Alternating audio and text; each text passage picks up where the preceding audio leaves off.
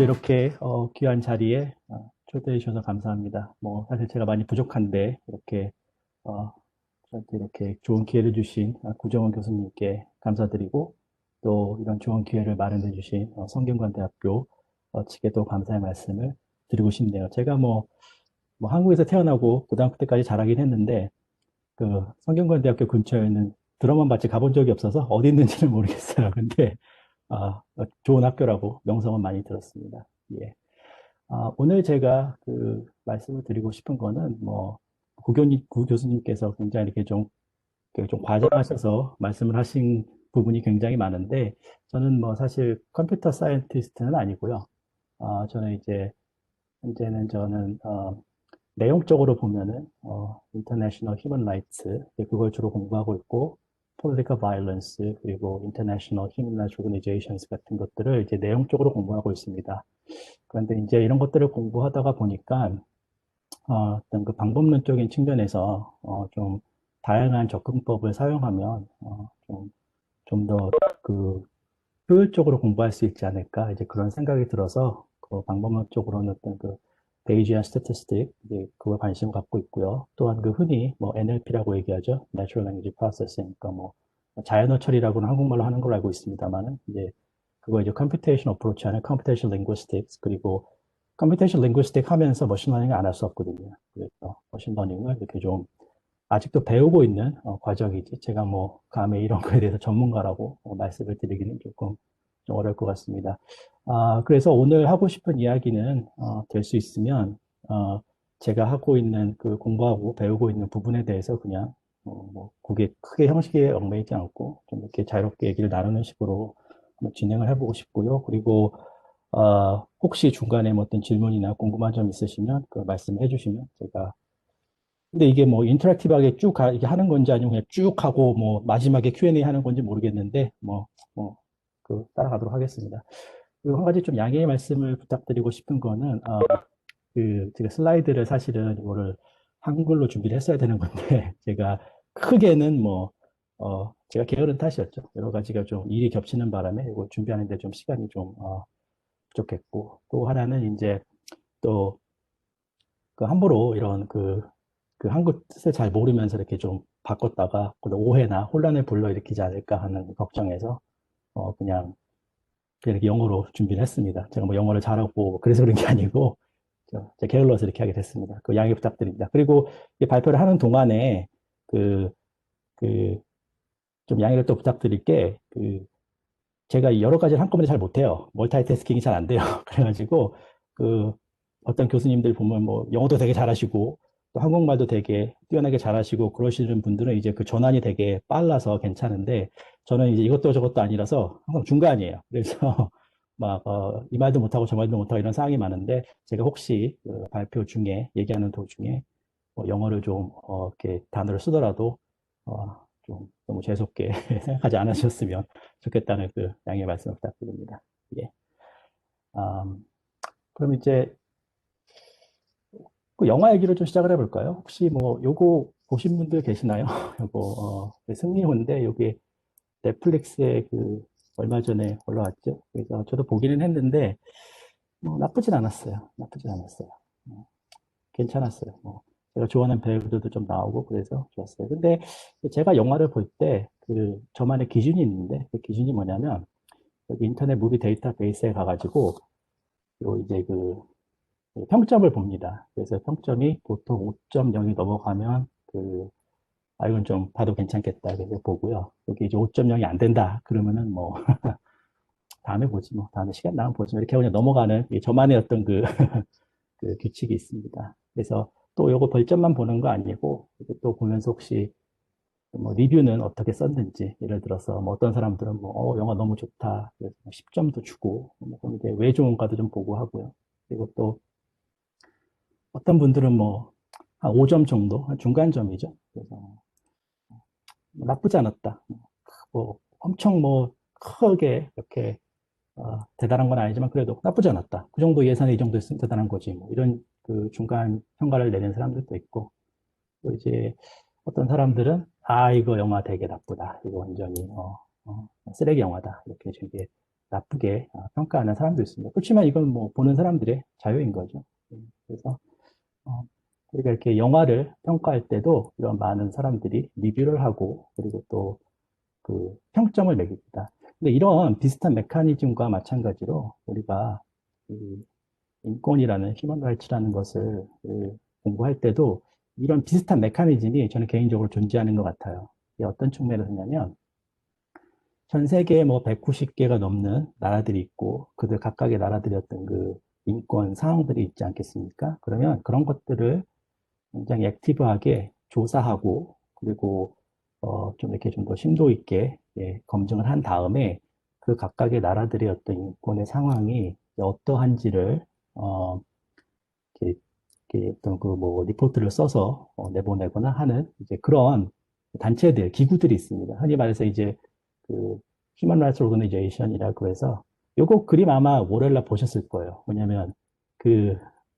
어맨다가 요거를 그분이 이제 뭐, 요 분야에서 굉장히 그 훌륭하신 분이라서 저한테 일요일날 먼저 슬라이드를 보내주셨어요. 그래가지고 보고 한번 어떻게 생각하는지 봐달라 그랬는데 당연히 당연히 훌륭하죠. 그래서 그거 보고 요거 이렇게 빌려왔습니다. 요 이미지는. 그래서 요거는 보셨을 거예요. 근데 이게 이제 뭐 아시겠지만 가장 대표적인 것들이 이제 엠네스티 인터내셔널이나 뭐 휴먼 라이츠 워치 이런 것들은 대표적인 그 인터내셔널 NGO들이죠. 인권에 대해서 인권의 어떤 그 상황을 증진시키기 위해서 노력을 많이 하는 그런 그 단체들이죠.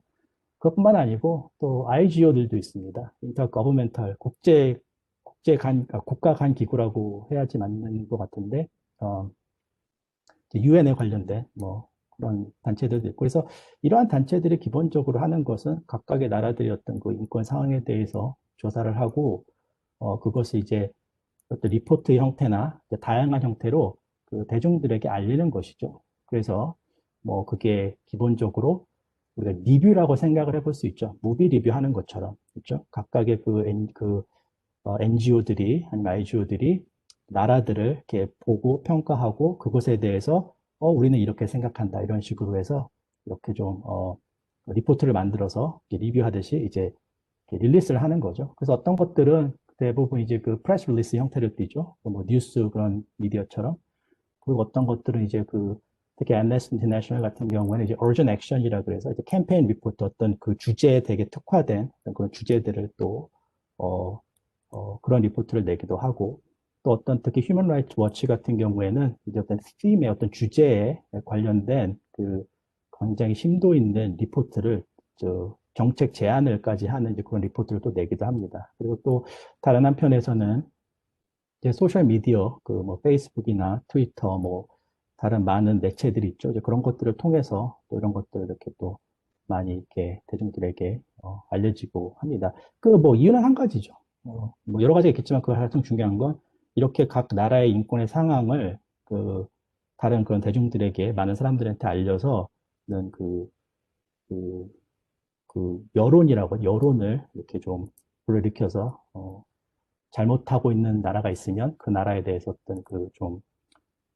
쉐이밍이라고 하죠. 네이밍 앤 쉐이밍. 그렇게 좀 하고, 그래서 보이지 않는 그 압력을 넣는 거죠. 왜냐하면 아시다시피 이제 국제 관계에 있어서는 어떤 어, 그, enforcement 그게 없잖아요. 그러니까 이제 이런 식으로 이제 약간 간접적인 그런 압력, 어떤 행사하는 것이죠. 예. 근데 이제 이게 여기서만 이렇게 끝나는 게 아니에요.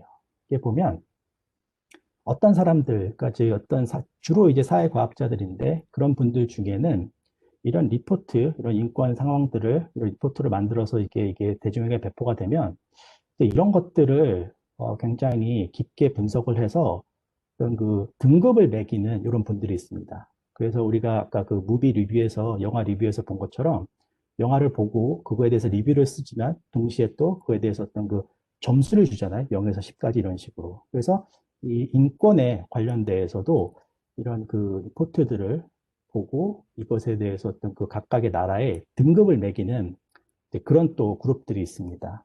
뭐, 그 중에서 이제 가장, 예를 들면 이렇게 뭐, 리포트를 보고 꼼꼼히 읽은 다음에 내가 생각할 때는 뭐 얘네 나라는 뭐 한 3점 주면 되겠다 이런 식으로 이렇게 등급을 매깁니다. 이제 그 중에서 이제 뭐 가장 많이 잘 알려진 데가 이제, 이렇게, 하나 더 있네. 이렇게 꼼꼼히 읽는다는 거. 그리고 그걸 말씀드리고 싶었던 거고요. 그리고 이 중에 이제 가장 잘 알려진 게 이거죠. PTS라고, 이 Political Test Scale인데, 요거는 아마 그 사회과학 공부하시는 분들, 특히 그 사회학이나 뭐 정치학, 국제관계, 그런 거 공부하시는 분들은 아마 이 데이터 많이 써 보셨을 겁니다. 이게 그 각각 나라들의 그 인권 상황을 이제 그 리포트들을 보고 분석을 해서 이제 1부터 5까지 이 점수를 이렇게 등급을 매긴 겁니다. 이런 식으로. 그래서 이거를 매년 리포트를 하고 있지요. 이게 하고 있습니다. 예. 특히 자세히 볼 것 같으면 이제 1부터 5까지 단계가 있는데 1은 그 어떤 그 나라의 물론 이제 뭐 문제가 아예 없는 나라들은 없겠죠. 다만 이제 그러한 어떤 그 인권을 그, 그 위반하는, 침해하는 그러한 그, 그 사건들이 일어났을 때 그게 이제 뭐 의도치 않게 뭐 사고 형식으로 그게 뭐 어쩌다가 한 번씩 일어나는 그런 경우, 이제 그런 경우에는 이제 뭐 전반적으로 여기 이 나라는 괜찮다. 그러면 이제 1점을 주고요. 그리고 만약에 이제 이 나라는 뭐그 인권 침해, 예를 들어서 torture라든가 고문이라든가 아니면 뭐그 비사법적인 살인 같은 거 있죠. 그러니까 뭐 살인이 그 사형이라는 게 이게 뭐 사형 제도가 있는 나라들이 있습니다만 사실 사형이 없는 나라들에선 기본적 그 국가의 시민들을 죽인다는 거는 사실 범죄잖아요. 그렇죠? 그래서 물론 사형제도가 있으면 사형제도를 통해서 죽인다면요, 뭐 법적 절차를 따른 거니까 뭐 문제가 되지 않을 수 있습니다만 그래도 국제법상 그렇게 하면 안 되죠. 어쨌든. 그래서 이제 그런 것들이 이제 막 그 구조적으로 이루어지고 있다. 그리고 굉장히 시스템화돼 있고 이게 막 너무 막연하다. 이제 그런 경우에는 이제 5점을 주게 됩니다. 그래서 1점이 가장 좋은 점수고 5점이 이제 가장 최악의 점수라고 등급이라고 할 수 있겠습니다. 이게 그리고 이게 뭐 그 점수가 뭐 어때서 이렇게 생각하실 수 있을지 모르겠지만 이게 중요한 이유가 몇 가지가 있는데 그 중에서 이제 좀 가장 생각 떠오르는 걸 말씀드려보면 첫 번째는 이렇게 나라들별로 인권 사항에 대한 점수를 이렇게 부여하면 국가들 간의 비교가 가능해져요. 그렇죠? 그러니까 뭐 예를 들어서 뭐 미국은 뭐 2점이다. 그리고 뭐 한국은 뭐 1점이다 이러면 미국의 인권 상황과 한국의 인권 상황을 이렇게 좀 그 동시대에서 크로스 내셔널로 이렇게 비교를 할 수가 있게 되고 또 한 가지 좋은 점은 그 BTS 이 사람들이 이걸 1984년부터 했어요. 그래서 거의 뭐 한 40년에 가까운 이 데이터가 쌓여 있는 거죠. 그래서 이게 또 좋은 점이 뭐냐면 어느 한 나라가 그 지난 84년부터 이렇게 쭉 2011년까지, 2021년까지 어떻게 인권 상황이 변해져 왔는지를 또 비교를 해볼 수 있는 거죠. 그래서 이러한 그 좋은 이외에도 또 다른 게 있습니다만 그 대표적으로 그 큰 두 가지 이제 이것들 때문에 이게 이제 많은 중요성을 가지고 많이 쓰이고 있습니다. 그리고 이게 단순히 어떤 그 무슨 뭐 학자들이나 아니면 그 정책 입안자들만 이것들을 보는 게 아니고 사실 이게 비즈니스에서도 많이 이 데이터를 많이 써요. 왜냐하면 우리가 그 어떤 나라에다가 이제 투자를 한다고 했을 때 가장 중요한 건 그 나라의 어떤 경제적 안정성, 그리고 정치적 안정성이죠. 그렇죠? 그래서 이 휴먼 라이츠 스코어는 그 인권 스코어는 그 나라의 어떤 정책의 안정성을 이야기해 주는 것이고 또 다른 한편으로는 이 그 정부가 그 나라가 어떤 개인의 기본적인 권리를 존중한다고 하는 것은 그 개인의 다른 권리들, 예를 들면 재산권이라든가 뭐 이런 지적 재산권 관련된 부분들도 존중한다는 것을 의미하기 때문에 어떤 그 투자자들이 그 나라에 투자를 할 때 자기들이 투자했던 그 어떤 재산 같은 것들이 법적으로 제대로 보호를 받을 수 있겠구나 이런 생각 때문에 그런 그 투자은행이라든가 다른 투자 그런 기업들에서도 이게 굉장히 많이 쓰인다고 제가 알고 있습니다. 또 다른 또 유명한 그 데이터 중에 하나는 이게 이제 CIR이라고 그 SIRI가 아니고 CIRI. 이게 왜 CIR이냐면 아시는지 모르겠는데 이게 사람 이름이에요. 이게. 데이비 싱글넬리하고 데이비 리차드라는 그 두 사람인데 그 빙햄튼 뉴욕에 있는 그 두 개 교수인데 자기네들 이름 두 개씩 따가지고 시리 데이터를 만든 겁니다. 그래서 이것도 마찬가지로 어, 나라들을 비교를 하죠. 이렇게. 근데 PTS는 1부터 5까지 있는 반면에 C는 0부터 8, 그러니까 9단계로 나눠져 있습니다. 그리고 이 순서가 바뀌어요. 그러니까 PTS는 높은 점수가 나쁜 건데 이 C는 높은 점수가 좋은 겁니다. 그래서 0이면 뭐 인권에 대해서 아무 관심도 없는 나라, 그리고 8이면 인권에 대해서 굉장히 신경을 많이 쓰는 나라, 이런 식으로 이렇게 표현들을 합니다. 그래서 보시면 아시겠지만 이렇게 전 세계를 이렇게 한눈에 비교를 할 수가 있겠죠.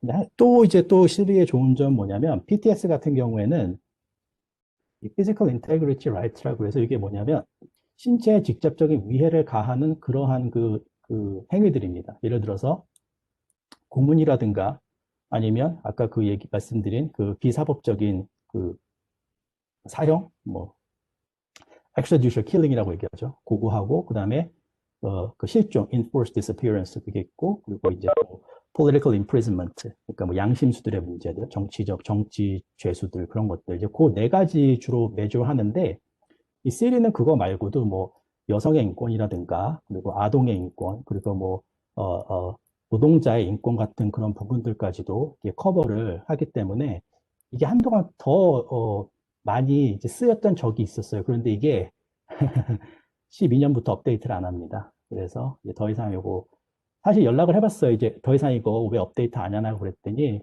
그분께서 뭐 한다고 기다리라고 했는데 벌써 5년째 그 얘기만 듣고 있습니다. 그래서 이게 조만간 나올 것 같지 않아요.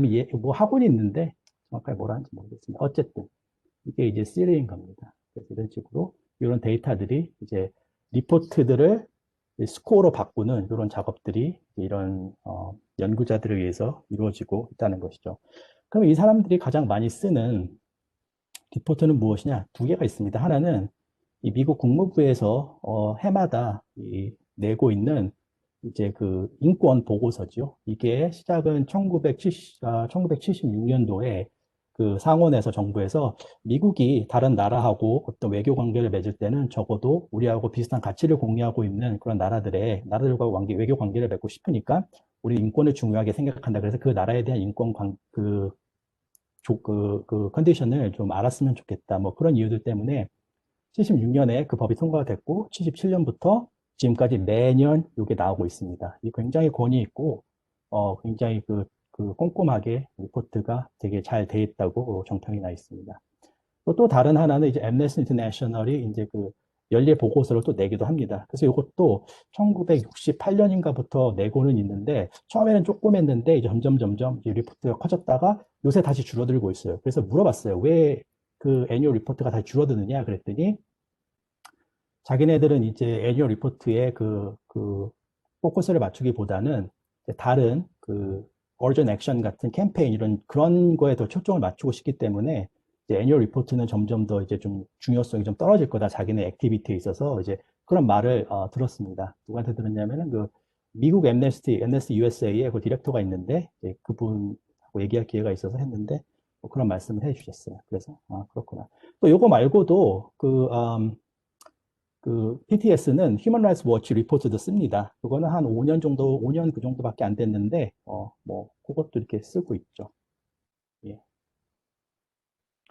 그러면 이걸 하는 사람들은 누구냐? 특히 PTS. 그러면 이제, 제가 좀 PTS를 잘 아는 이유가, 저도 여기 팀입니다, 사실은. 그래서, 이거를 보면서 같이 이제 이 사람들이 어떻게 그 리포트를 읽고 해석하고 분석을 하고 이 스코어로 바꾸는지를 이제 직접 이제 보고 있죠. 저도 참여를 하니까. 그리고 이제 이분들 다 이제 인권 그런 분야에 있어서는 이제 그 연구를 많이 하시는 분이고, 그리고 요 분 같은 경우, 그레이는 사실 그 미국 국무부 안에서 그 휴먼 라이츠 리포트를 직접 퍼블리시 하는 부서에서 일하고 계세요, 지금. 그래서 그 안에 어떤 다이내믹이라든가 정보가 어떻게 만들어지는지에 대해서도 굉장히 이렇게 좀 저희하고 공유를 많이 하고 있습니다. 그래서 좋은 점이라고 생각하고 있습니다. 그리고 또 뭐 대학원생들도 있고, 그래서 이 같이 다 의논을 해가지고 리포트를 읽고 그걸로 이렇게 스코어로 바꾸는 그런 작업들을 하고 있는 것이죠.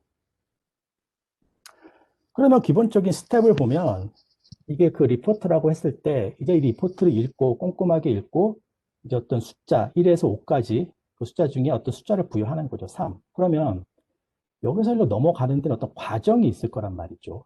그렇죠? 그래서 아까 제가 말씀드린 것처럼 이렇게 각각의 어떤 문장들을 꼼꼼하게 읽고 왜 어떤 나라에 3점을 줘야 되는지에 대해서 이제 그 연구를 분석을 하는 것이죠. 근데 한 가지 제가 말씀드리고 싶은 거는 그 시리 같은 경우는 옛날에 이걸 만들 때 그 이벤트를 먼저 익스트랙트를 하고 그 이벤트를 카운트를 했어요. 그래서 만약에 토처가 몇 번 일어났는지 이런 그런 카운팅 계산으로 그 시리 스코어를 만들어냈는데 PTS는 그렇지 않아요. PTS는 이렇게 단순히 이렇게 그냥 뭐 이벤트를 카운트하는 게 아니고 사실 맥락을 봅니다. 좀 더 이렇게 앞뒤 맥락을 보기 때문에 사실 PTS가 더 그 손이 많이 간다고 봐야 되겠죠. 그러면 우리가 생각해 볼 수 있는 게 이러한 다큐먼트가 이렇게 숫자로 바뀌는 데는 어떤 메커니즘이 있을 거란 말이죠. 그게 물론 지금은 그걸 사람이 하고 있습니다만 그래서 뭐 그걸 뭐 이렇게 콕 집어서 그게 뭐냐 이렇게 기계적으로 그거를 말씀을 드리긴 좀 어렵겠습니다만 좀 불가능한 건 아닌데 좀 명쾌하진 않겠죠. 왜냐면 그게 사람의 어떤 그 판단이 들어가기 때문에. 그래서 그러면 우리가 이걸 어떻게 이해할 수 있을까? 그렇죠? 그들의 어떤 코드북을 보면 되죠. 이거는 이제 퍼블릭에 공개된 코드북입니다. 따라서 그 PTS의 팀들이 그거 각각의 리포트를 어떻게 읽고 어떤 부분을 중요하게 생각하고 하는지 그거에 대한 그 리포트를 하는 거에 대한 그 가이드가 있는 거죠. 그리고 이거는 사실 공개된 것만 제가 여기도 올렸는데 안 된 것도 많아요. 왜냐하면 그 각각의 사람들이 그 리포트를 읽고 그 스코어를 각각의 어사인을 할 때 이견이 있을 수 있단 말이죠. 만약에 제가 3점을 줬는데 다른 친구는 그걸 똑같은 리포트를 읽고 뭐 4점을 준다거나 2점을 준다거나 할 수 있거든요. 그럼 그렇게 이견이 있을 때 제3의 그 리더가 와서 또 읽고 또 다시 의견을 나눕니다. 그래서 이런 계속된 과정 속에서 케이스가 많이 쌓였어요. 그래서 이럴 때는 어떻게 하고 이럴 때는 어떻게 한다. 그래서 이런 인터널 코드북들이 굉장히 많이 있습니다. 그러면 그렇게 생각해 볼 때 그들이 말하는 그 인터널 코딩 같은 것들이 아마도 이런 어떤 메커니즘이 될 수 있겠죠. 제가 이 메커니즘을 이렇게 좀 함수의 그 형태로 표현을 했는데 뭐 거부감이 없기를 바랍니다. 왜냐면 이제 이게 우리가 배우고 싶은 거거든요. 이게 배우고 싶은 거거든요. 그리고 이거를 또 하고 싶은 이유 중에 하나는 뭐냐면 사실 그래서 제가 사실 PTS에 몇 년 전에 이제 그 참여를 하게 된 건데 지금은 아까 말씀드린 것처럼 세 개, 엠네스티, 국무부 그리고 휴먼 라이츠 워치 세 개만 하고 있는데 그 지난 한 2년 동안 저희가 그 숫자를 1,000개 정도로 넓혔어요. 그래서 세 개의 그 기관들만 보는 게 아니고 이런 비슷한 리포트나 프레스 릴리스 같은 것들을 내는 한 1,000개의 NGO들을 다 분석해 보자. 그래서 이제 이 모든 것들을 한꺼번에 하고 싶은데 1,000개의 NGO를 보통 이거 국무부 문서 하나만 그 한 해에 그 190개 나라들을 분석하는 데만 3개월이 걸려요. 근데 이거를 만약에 1,000개 NGO의 리포트를 전부 다 할 것 같으면 그 해에 다 못 끝내겠죠. 굉장히 어려울 수 있겠죠. 그래서 저희가 생각한 게 그러면 이 과정을 좀 어떻게 좀 자동화해서 할 수 없을까. 그래서 생각한 게 그럼 우리가 하고 있는 이 문서를 숫자로 사람이 바꾸고 있는 이 과정을 좀 어떻게 이 메커니즘을 좀 에스티메이션 할 수 있지 않나. 이제 그거에 대해서 생각을 해보게 된 겁니다. 그래서 이 함수, 요 어떤 펑션, 메커니즘을 우리가 에스티메이트 하면 좋지 않을까. 그러면 그 많은 문서들을 일일이 사람이 다 읽지 않고도 어느 모델만 잘 만들어지면 다른 그 많은 문서들을 자동으로 좀 처리할 수 있지 않을까. 거기서 이제 그 시작이 된 거라고 봐야 되겠죠. 그럼 이게 가능하냐고요? 뭐 완벽하진 않겠죠. 하지만 불가능하진 않다고 저는 생각합니다. 왜냐하면 일단은 데이터가 있잖아요. 그죠? 데이터가 있고 그리고 레이블이 있잖아요. 그 스코어. 흔히 이제 이게 그 슈퍼바이스드 머신 러닝 어프로치라고 흔히들 얘기하죠. 그래서 데이터가 있고 그 데이터에 결과물이 있습니다. PTS 스코어 중에 1부터 5 중에 3이라는 게 있고 그러면 이 데이터가 어떤 과정을 거쳤을 때 요 3이라는 결과가 나온다는 요 펑션, 요 메커니즘을 우리가 에스티메이트 할 수 있다면 그러면 되는 거죠. 물론 쉽진 않겠죠. 제가 쉽다고 말씀드리는 건 아닙니다. 쉽지 않겠죠. 그러면 그 중에 제일 먼저 해야 될 단계가 무엇이냐? 만약에 우리가 그걸 하고 싶다면.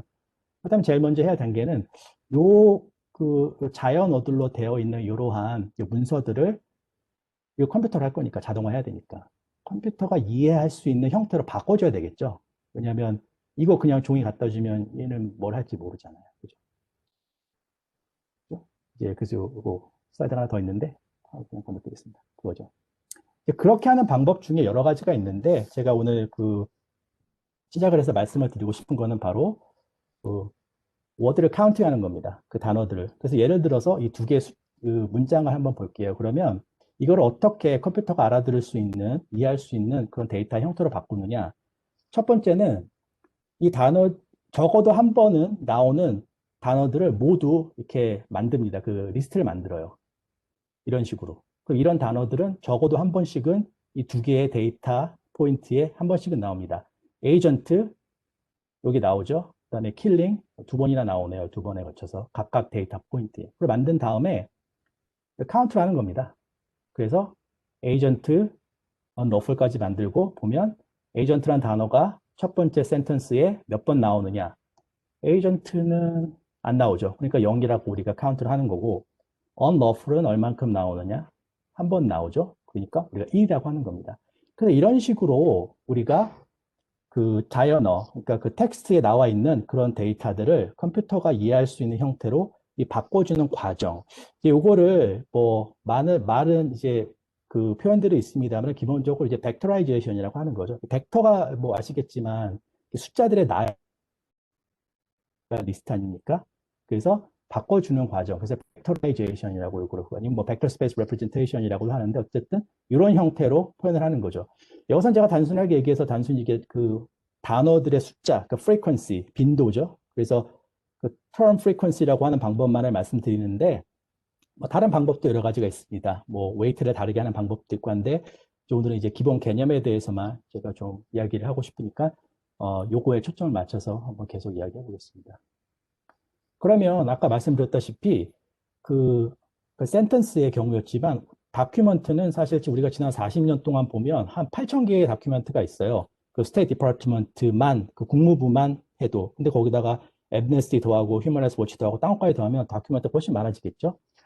그러나 걱정할 필요는 없어요. 왜냐하면 우리가 그 모든 그 문서들, 그 텍스트들을 전부 다 모아가지고 그 안에서 적어도 한 번씩은 나오는 단어들을 다 찾아냅니다. 그리고 첫 번째 문서 도큐멘트에 그 첫 번째 단어가 몇 번 나오느냐? 0번. 이 두 번째 단어는 0번. 쭉 해서 뭐 이 숫자는 되게 크겠죠. 뭐 100만이 될 수도 있고 되게 클 수도 있어요. 하지만 이 형태는 같습니다. 그래서 이걸 우리가 말할 때 document matrix라고 부르는 거죠. 왜냐하면 매트릭스의 형태를 띠고 있으니까요. 이거는 컴퓨터가 알아듣습니다. 왜냐하면 이게 매트릭스니까요. 예. 제가 말이 너무 빠른지 모르겠네. 좀 슬로우 다운 해야 되나? 오케이. 이 만들었죠. 이걸 만드는 겁니다. 그러면 Y는 있죠? 아까 그 데이터가 있고 레이블, 애노테이션이 있으니까 이건 좀 더 쉬워요. 왜냐하면 어차피 PTS 스코어 우리가 봤던 건 숫자로 되어 있으니까 이건 그냥 뭐 이렇게 갖다 붙이면 됩니다. 큰 어려움은 없겠죠. 컴퓨터 숫자를 좋아하니까. 직접 해봅시다. 그러면 이거 어떻게 그 이게 되는지 과정을 한번 직접 우리가 한번 해보죠. 뭐 아까 그 구 교수님께서 말씀하셨는데 뭐 천천히 하겠습니다. 뭐 어떻게 뭐 이게 되는 과정. 그리고 제가 굳이 이걸 이렇게 만든 이유는 사실 그 다른 NLP 프로세싱 그 라이브러리들 많아요. 뭐 NLTK라든가 아니면 뭐 사이클런 이런 걸 쓰면 이건 사실 뭐 한 방에 탁 다 되는데 제가 다른 이제 수업을 가르칠 때도 마찬가지고 이거를 할 때 보면 그렇게만 하면 이게 그 안에서 무슨 일이 일어나는지를 잘 알기가 어려울 때가 많아요. 그리고 나중에 이게 점점 더 중요해집니다. 그 안에 어떻게 데이터가 만들어지고 구성이 되고 구조가 어떻게 되는지 이것들이 나중에 계산을 할 때 되게 중요해져요. 그래서 어, 적어도 한 번은 이게 어떻게 만들어지는 걸 이해하는 게 좀 좋지 않을까 싶어서 한번 이걸 같이 해봤으면 좋겠다는 생각을 해봤습니다. 뭐 그 보시는 분들이 뭐 그 구글 콜랩으로 다 하고 계시다니까 뭐 요거 첫 번째 보이겠죠? 요거. 그러면 제가 그냥 이거를 먼저 하겠습니다.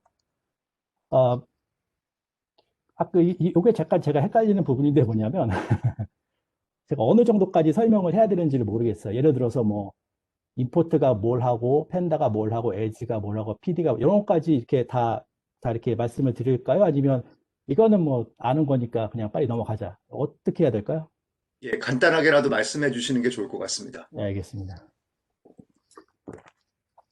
아, 이 파이썬은 써보셔서 알겠지만은 파이썬이 굉장히 그 유용한 이유는 이런 유용한 그 라이브러리 그리고 패키지 모듈들이 되게 많아요. 그래서 일일이 그걸 손으로 할 필요 없이 이렇게 좀 간편하게 해주는 겁니다. 그 중에 하나가 이제 팬다인데 고운 팬다가 아니고요. 이게 그 옛날에 팬덕이라고 90년대 이벤트 데이터 만들 때 이제 그게 다큐멘트 프로세스 하는 거에 나온 건데 이제 요 팬다 안에는 여러 가지 기능들이 있어요. 그래서 우리가 이제 요거를 갖다가 쓸 건데 맨날 이걸 일일이 타입하기 귀찮으니까 요거를 임포트 가져오는데 이걸 이제 짧게 as해서 pd라고 부르자. 그래서 이렇게 이게 명령어입니다. 파이썬 안에. 그렇죠?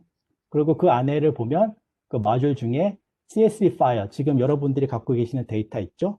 그 CSV. 그 CSV 혹시 예전에 안 써보셨으면 좀 헷갈리실 수도 있는데 보기에는 엑셀하고 똑같아요. 엑셀 스프레드शी트 있죠? 근데 그걸 이제 타입을 보면 사실 이건 그냥 플레인 텍스트예요. 그래서 엑셀의 어떤 그 다른 리치 기능도 없고 그냥 단순히 커마 separated variable 해서 그냥 커마로만 이렇게 칼럼이 나눠진 데이터죠. 이게 가장 데이터 이거 애널리시스 할 때 편하기 때문에 많이 씁니다. 그래서 이렇게 데이터를 읽는 과정이죠. 제가 그 데이터하고 코드를 한 폴더에 넣기 때문에 그냥 이렇게 그대로 그냥 타입하시면 이렇게 결과물들이 나올 겁니다. 이런 식으로. 아마 이걸 보고 계실 거라고 기대를 해도 되나요? 보이시나요? 런 했더니 나오나요?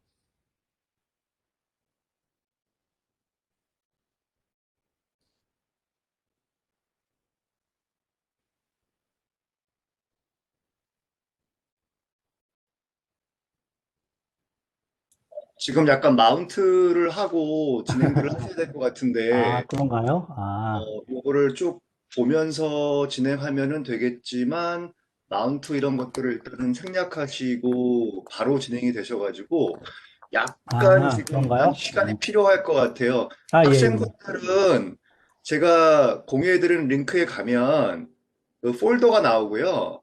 그 폴더에 IPYNB라고 하는 파이썬 콜앱 파일이 있습니다. 코드 파일이 있거든요. 거기다가 우클릭을 하시고 우클릭을 하시면은 연결 프로그램이 있고 콜앱을 통해서 오픈을 하실 수가 있습니다.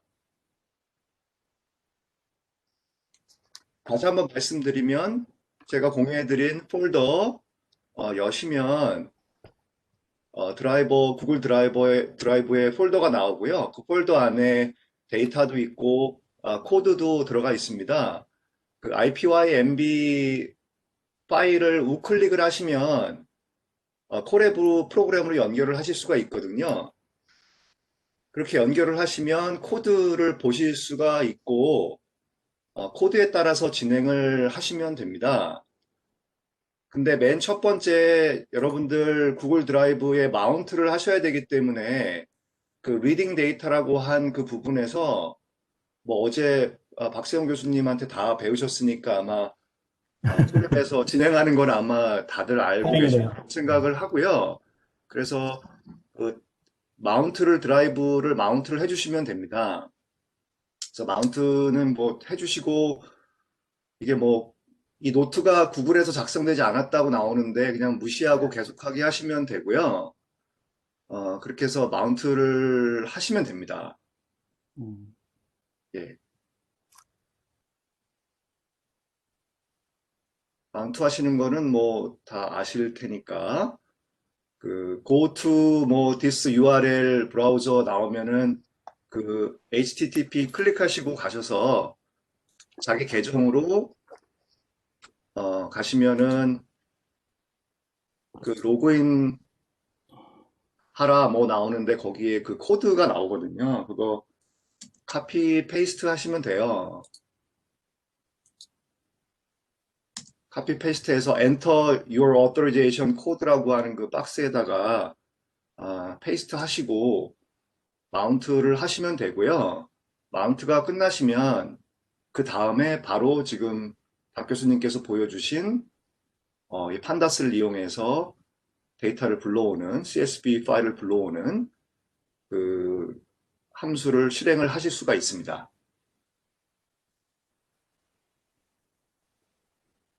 다들 잘 되고 있나요? 어제 배우셨다며, 이거. 근데 이렇게 또 막상 닥쳐갖고 하려고 그러면 잘 안 되는 경우들이 있기 때문에요. 맞아요, 조금 맞아요. 맞습니다. 답답하시겠지만 좀 아니, 괜찮습니다. 이해 괜찮습니다. 부탁드리겠습니다. 예. 제가 이거를 이제, 이제 그 데이터 애널리시스 클래스를 학부도 가르치고 대학원도 가르치는데, 특히 이제 이런 프로그래밍 백그라운드 없으신 그 학생들 분들께서는 좀 처음에 많이 헷갈려 하시는 부분들이 있어서 충분히 이해하고 있습니다. 예. 제가 그거부터 할 걸 그랬네요. 근데 저는 이제 두 개를 합치려다 보니까 슬라이드하고 이 코드하고 같이 한꺼번에 인터랙티브하게 하려다 보니까 여기 그냥 이렇게 진행을 하는데 저는 그게 더 나았을지도 모르겠다는 생각이 드는데 저를 믿으세요. 이게 더 좋아요.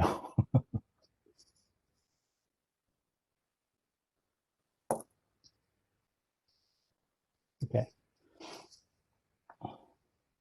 지금 한 가지만 더 말씀드리면 박 교수님 보여주신 그 코드에서 맨 마지막에 데이터라고 하는 것을 추가를 하셨거든요. 그러면 예. 데이터를 추가해서 이제 실행을 시키면 뭐 일종의 프린트하는 같은 그쵸, 기능인데 맞습니다. 예. 그 내용을 이것만 하면 보실 수 아무것도 안 있습니다. 나와요. 그래서 여기다 이제 데이터라고 불러서 나 이걸 부르고 싶다 해서 타입하면 그 데이터 형태가 나오는 거죠. 우리가 불렀던 거. 그렇죠. 그래서 제가 샘플 데이터를 넣었던 건 이제 이거 너무 데이터가 크면 프로세스하는데 오래 걸리니까 한 200개 정도 데이터만 그 텍스트하고 이게 그 국무부 그 인권 리포트 실제 리포트입니다. 그거하고 PTS 스코어를 이제 1번 그 국가들 중에 1번 받은 국가들하고 5번 받은 국가들 이제 그 국가들을 그 두 그룹으로 나눠서 1번 받은 국가들은 0번을 지정해주고 5번 받은 국가들은 1번을 지정해서 그냥 바이너리 클래시피케이션을 할 수 있게 이렇게 데이터를 만들어서 제가 보내드렸습니다. 예, 뭐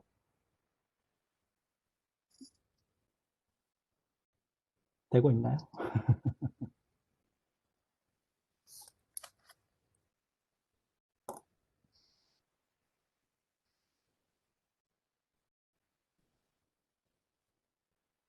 이제 진행하시면 될 것 같습니다. 예, 예. 그래서 이렇게 이게 데이터를 읽은 거고요. 그러면 이제 그 다음은 이제 굳이 뭐 이거는 뭐 해도 되고 안 해도 되는데 그래도 이제 우리가 스텝 바이 스텝으로 다 보고 싶은 거니까 그 데이터 아까 전에 보신 것처럼 데이터를 보면 이렇게 두 개가 한꺼번에 같이 있죠. 텍스트는 여기 있고 데이터는 여기 있고. 그래서 그 두 개를 하나씩 이렇게 빼는 겁니다. 이렇게 해서 데이터 중에 나는 요 칼럼만 텍스트라고 부르고 요 뒤에 레이블, 요 칼럼은 나는 레이블 뽑아서 레이블이라고 부를 거다. 그래서 이거를 하면 어떻게 되냐면, 만약에 우리가 프린트하면 좀 많이 길게 나올 것 같지만, 한번, 이게 나는 그냥 첫 번째 텍스트만 보여줘 하면, 이렇게 나오죠. 이게 사실, 이 실제 그 엠네스티 첫 번째 리포트입니다. 이런 식으로. 이 리포트, 이 보고서를 우리가 성공적으로 불러올 수 있는 거죠. 첫 번째 200개 중에, 두 번째 걸 보여줘. 그냥 이렇게 우리가 볼 수 있는 거죠. 레이블도 마찬가지입니다.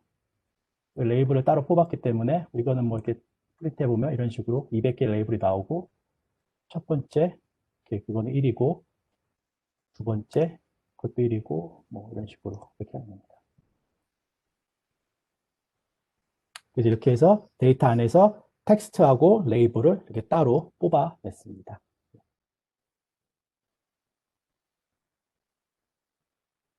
가도 될까요?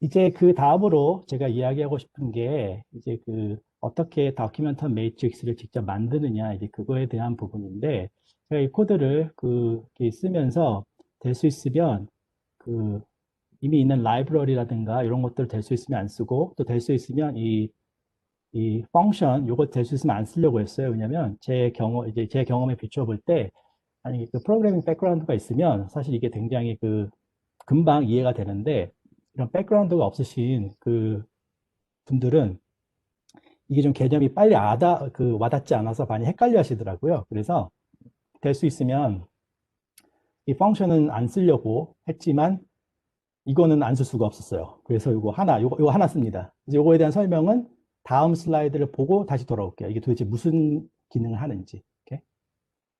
자, 그러면 우리가 아까 텍스트라는 그거를 만들었죠? 예를 들어서 아까 전에 뭐 텍스트 아까 만들었잖아요. 그쵸? 그 텍스트 그 데이터 파일에서 뽑아가지고 0번부터 190번까지의 텍스트를 우리가 다 뽑았잖아요. 그러면 여기서 이 코드가 하고 있는 건 그 텍스트라는 여러 개 중에서 하나하나씩 불러와서 그 다음에 나는 토크나이즈를 하고 싶다. 이제 이건 겁니다. 토크나이즈가 무슨 얘기냐면 긴 문장을 하나하나 잘라서 단어별로 이렇게 분리를 하는 겁니다. 그거를 이제 각각 잘라진 걸 토큰이라고 하고 그런 토큰을 만드는 과정을 토크나이징이라고 합니다. 제가 한번 보여드릴게요. 뭐 어떻게 생겼는지. 이거 다 하기는 좀 데이터가 너무 크니까 이거 하나만 그냥 해보겠습니다. 어떻게 생겼는지. 첫 번째 보면 이렇게 아까는 텍스트는 다 이어진 문장들이었지만 이렇게 토크나이징을 하면 이렇게 다 하나하나 잘라져서 이렇게 단어들의 리스트가 되는 거죠. 이런 식으로 나오는 겁니다. 그렇죠? 그러면 이제 질문이 있을 수 있는데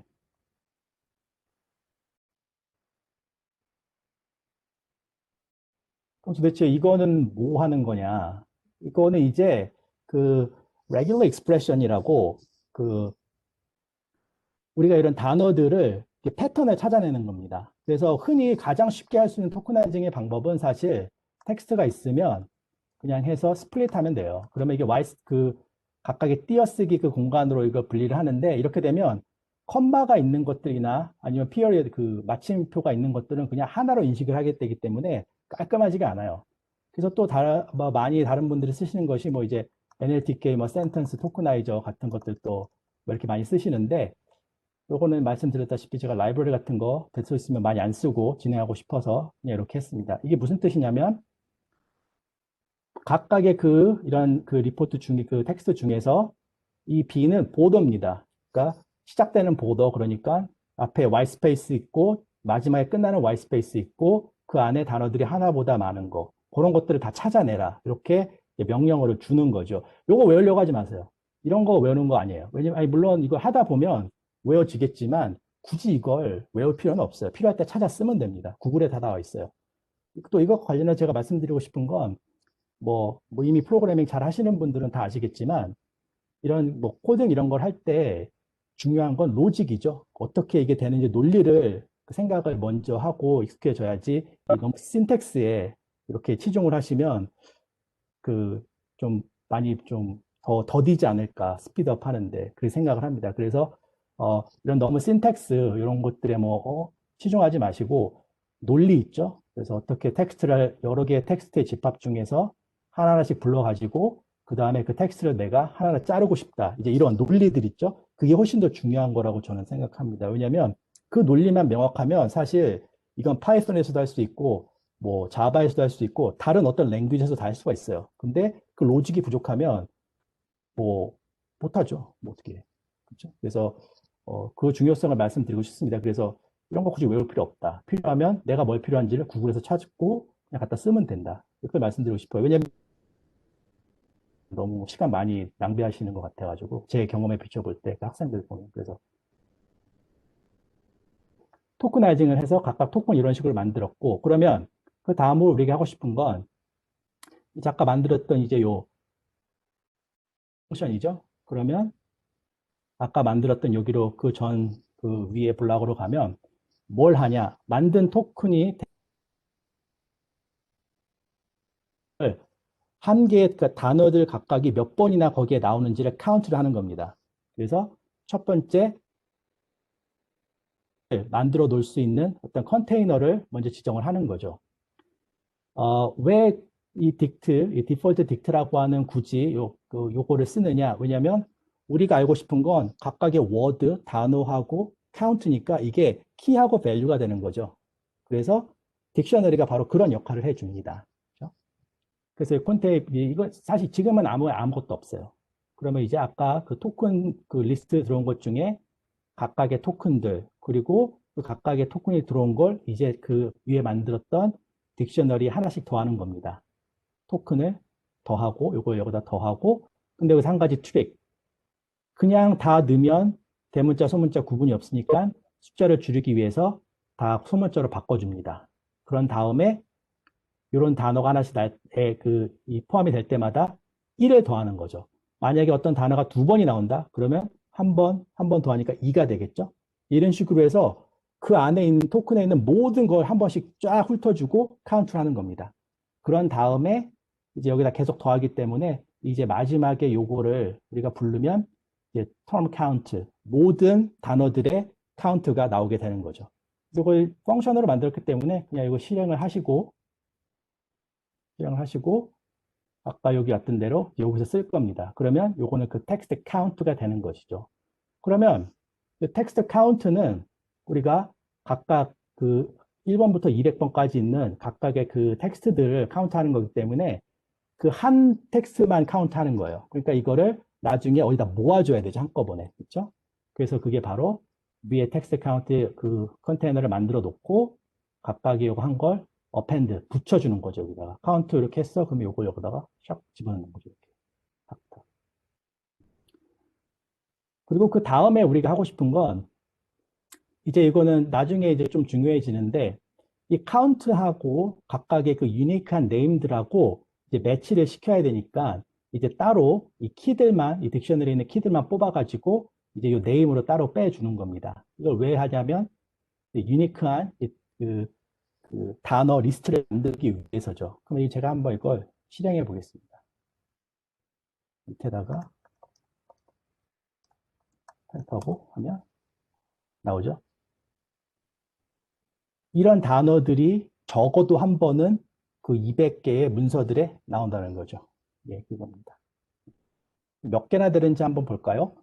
이 리스트의 개수를 살려면 length를 지정해 주면 됩니다. len. 몇 개나 있냐고 넣고 보면 19,240개가 있을 거예요. 맞죠? 19,240개가 있죠. 그 200개의 문서들에 적어도 한 번씩은 나오는 그 단어들은 몇 개나 있느냐? 19,240개. 그렇다고 이 19,240개가 한 번씩 나오는 건 아니에요. 어떤 건 뭐 두 번도 나오고 어떤 건 뭐 몇 번도 나오고 이런 식으로 되는 거죠. 그렇죠? 그게 되는 겁니다.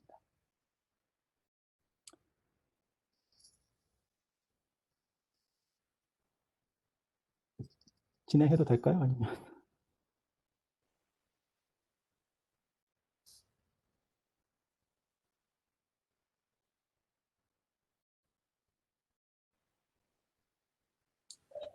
네, 다들 코드를 따라가고 있는지 모르겠는데, 약간 에러가 나온 경우도 좀 있는 것 같고, 어, 여튼, 어떤 에러가 났죠?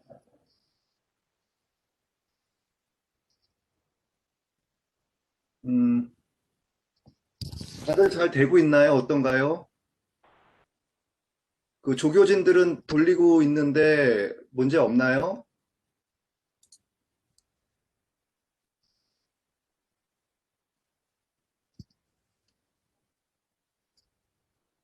네, 잘 되고 있다는 반응들이 나오고 있고요. 다행입니다. 예. 어, 이게 하나하나 다 좀 전략을 잘 세워야 될 것 같아요. 이렇게, 이 Shift Enter 하면서 쭉 따라가면서 코드가 돌아가는 거를 보고 싶으신 분들은 그렇게 하셔도 괜찮고요. 이 코드는 그냥 돌리면 다 돌아가거든요. 그 맞습니다. 예. 돌아가는 것이고, 지금 박 교수님 보여주시는 그 화면에 있는 거하고 똑같은 게 돌아가게 돼 있어요. 그래서 예. 각자가 판단하셔서 아마 박 교수님이 하시는 강의에 그 화면을 집중해서 보시는 게 더 나을 수도 있고요. 아니면 뭐 정말 나는 이 돌아가는 거를 좀 느끼면서 생동감 있게 하고 싶다. 이런 생각을 하시는 분들은 실제로 이 콜앱에서 실행하시면서 진행하는 것도 하나의 방법이고 각자의 취향대로 진행하시면 될 것 같고 어떤 방법이든 괜찮을 것 같습니다. 네, 진행해 주시죠. 예, 예, 감사합니다. 어, 이게 사실은 똑같은 화면이긴 한데, 다만 이제 저는 로컬에서 돌리는 거고, 아마 그 보시는 분은 뭐, 구글 콜랩에서 돌리시는 것 같은데, 사실 똑같은 데이터고, 똑같은 코드고, 돌아가야 됩니다. 그래서 어떤 에러가 나면 좀 알려주세요. 네. 어쨌든 그래서 이렇게 해서 이걸 각각의 카운트를 이제 했습니다. 그러면 우리는 이제 이거를 만든 거죠. 그래서 각각의 다큐멘트 1번부터 200번까지 그리고 19,240개의 단어들 중에서 그 첫 번째 단어는 첫 번째 다큐멘트에 몇 번이 나왔는지를 카운트하는 거고 이런 식으로 이렇게 쭉 해서 이걸 다 이제 만드는 겁니다. 그래서 이제 이거는 그 전에 우리가 만들었던 거는 그냥 리스트일 뿐이에요. 그러니까 즉 각각의 개별적인 리스트. 그러니까 우리는 각각의 다큐멘트들의 각각의 단어들이 몇 번 나오는지 한 정보를 한 군데 그냥 다 몰아둔 것 뿐이지 그걸 이런 식의 네모난 형태로 만들질 않았어요, 아직. 그러니까 이거를 다 같이 이렇게 네모난 형태로 만드는 게 매트릭스죠. 좀. 그래서 이제 매트릭스 형태로 어떻게 만드느냐. 그리고 또 한 가지 중요한 건 만약에 한 번도 안 나올 경우에는 0을 그냥 다 집어넣어라. 이거를 우리가 실행을 할 겁니다. 어떻게 하냐. 텍스트 카운트라는 건 이미 만들었죠. 전 단계에서. 그러면 그 중에 각각의 그 문서들에서 텍스트 카운트 하나하나 다 이렇게 좀 훑으면서 거기서 만약에 그 유니크하게 우리가 만들었던 네임 리스트 그게 나오면 얼마나 나오는지를 맞춰서 그 숫자를 집어넣어라. 여기다가. 그리고 안 나오면 0을 집어넣어라. 하는 거죠. 그리고 이거 각각의 로우니까 마지막에 요 각각의 로들을 한꺼번에 이렇게 다 합치는 거죠. 이렇게 다 합치는 거. 탁. 그래서 이거를 돌리시고 만약에 이거 사실 이게 아직도 리스트이기 때문에 굉장히 길어요. 그래서 제가 첫 번째만 형태를 보여드리면 뭐 00000 뭐 이런 게 많이 나올 겁니다. 이런 식으로 이제 보이겠죠. 이런 식으로. 이게 19,240개의 칼럼이기 때문에 데이터가 굉장히 많아요. 이게. 어쨌든 첫 번째, 그러니까 다시 말씀드리면 이런 다큐멘트 메타메트를 맡았는데 첫 번째만 보여드리는 겁니다. 제가 지금 요거. 그래서 0이 되게 많고 이제 1이 있고 이제 이렇게 되는 거죠. 3도 있을 수 있고 숫자들이 이렇게 되는 겁니다.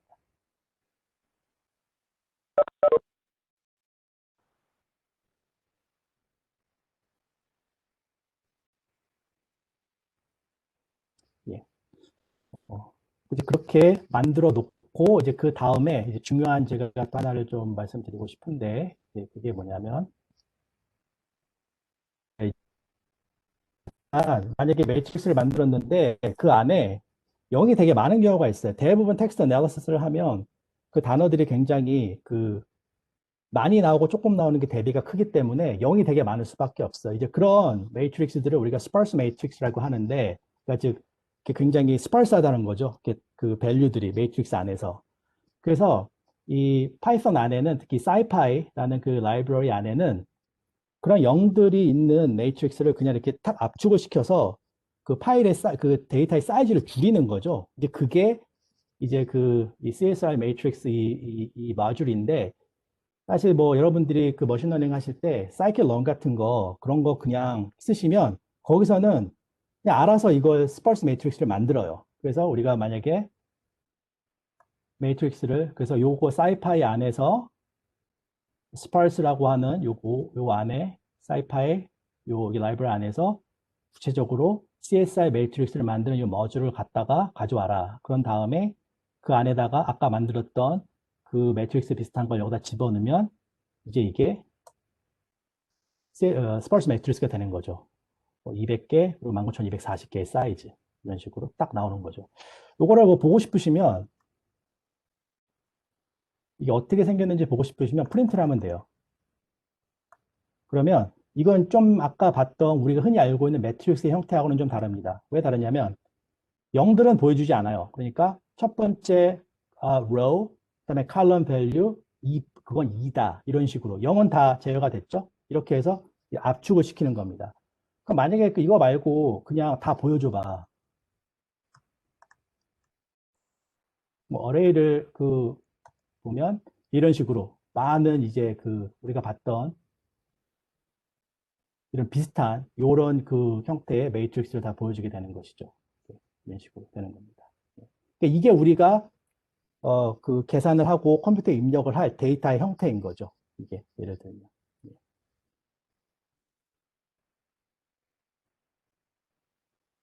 네, 있습니다.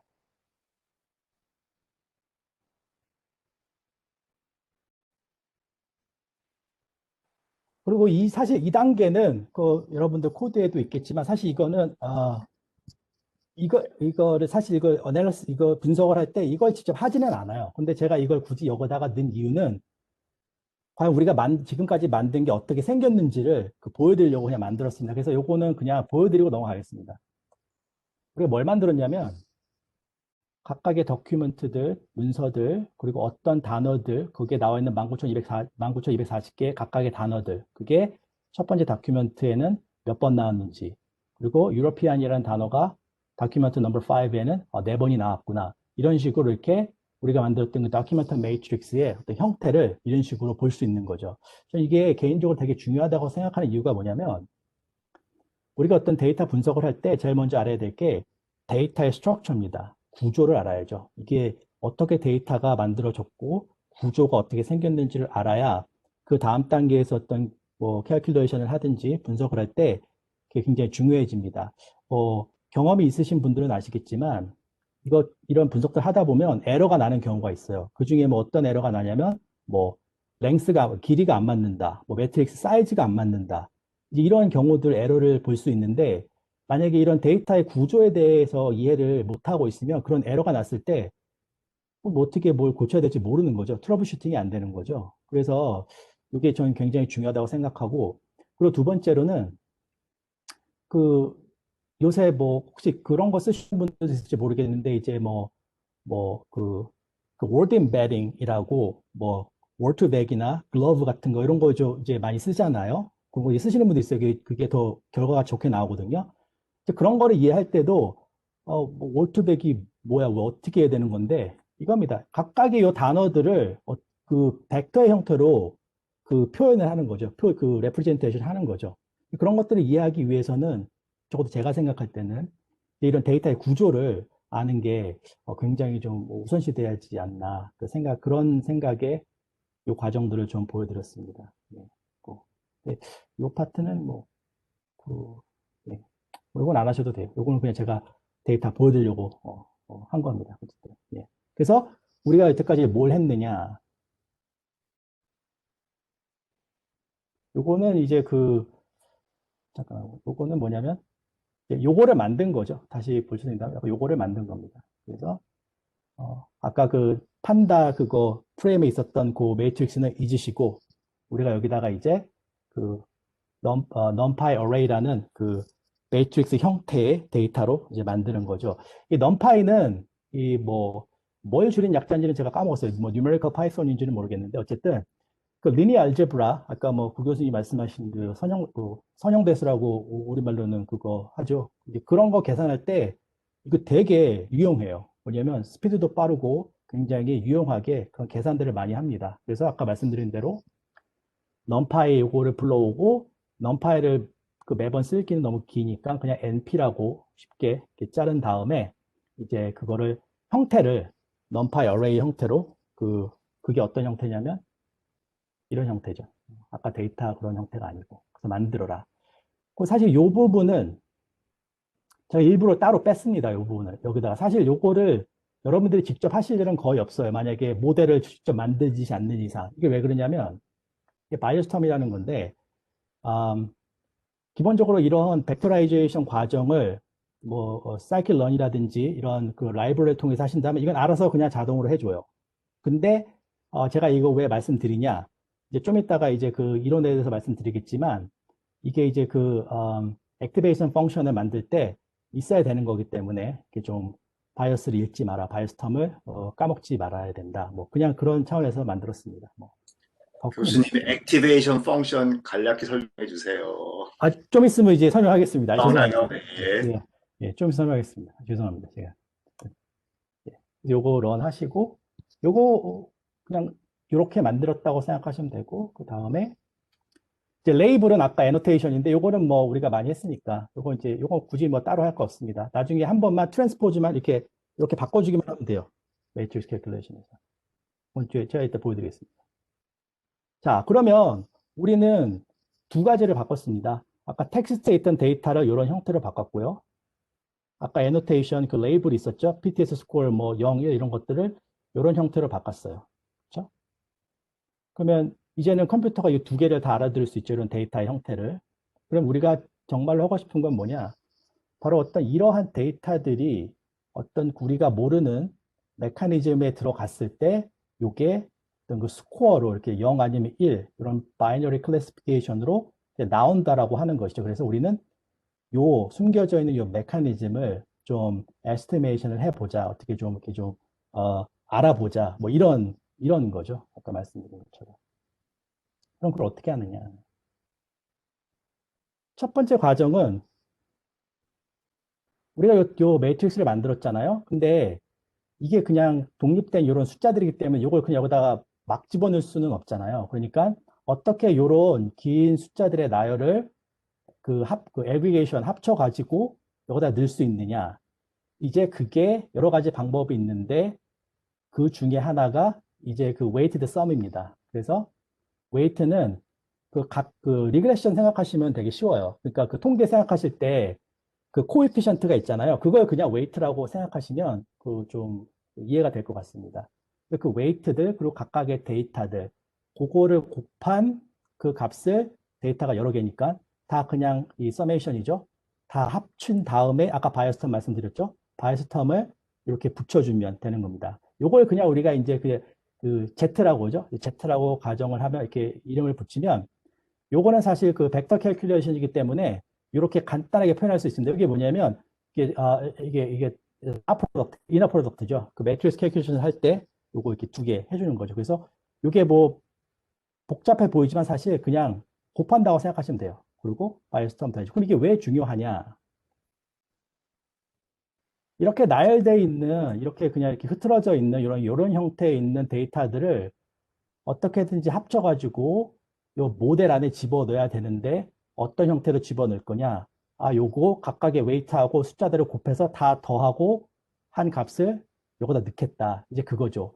그걸 넣으면 어떤 y의 값이 나오는데 그것은 우리가 이게 바이너리 클래시피케이션이니까 0 아니면 1이 될 겁니다. 그래서 그 관계를 이런 식으로 표현을 합니다. 이게 뭐냐면 아까 z는 우리가 어떻게 계산하는지 봤죠? 이렇게 weighted sum을 하는 겁니다. 플러스 바이어스. 그러면 이 z의 사실 밸류는 바운더리가 없어요. 그냥 마이너스부터 그냥 플러스 끝까지 갈 수 있습니다. 근데 y의 밸류는 0 아니면 1이에요. 왜냐면 우리가 지금 바이너리 클래시피케이션 하고 있기 때문에. 그렇죠? 그러면 이걸 굳이 쓰지 왜 그런 시그모이드 같은 걸 굳이 복잡하게 만드느냐? 그게 왜냐면 우리가 알고 싶은 건 이 변하는 메커니즘이잖아요. 근데 만약에 이게 그냥 이런 그 0 아니면 1의 결과만 있다 보면 뭐가 어렵냐면 우리가 배울 수가 없어요. Z값이 가만히 있다가 어느 순간 갑자기 팡 틉니다. 이렇게 변해요. 그러면 우리가 알고 싶은 건 조금씩 값이 변할 때 어떻게 Y가 변하는지를 알면서 좀 간단하게 말해서 변하는지를 보면서 이렇게 좀 모델을 러닝을 하고 싶은 건데 이게 그렇게 가만히 있다가 있는지 없는지도 모르고 있다가 갑자기 이게 팡 튀어버리고 값이 변해버리면 사실 이 관계를 알기가 좀 어렵다는 거죠. 그래서 이 시그모이드 펑션, 이제 이게 액티베이션 펑션 중에 하나인데 이게 뭘 하는 거냐면 이 z 값을 0과 1 사이의 어떤 확률이라고 하죠. probability. 그거의 숫자들로 바꿔주는 겁니다. 그게 무슨 말이냐?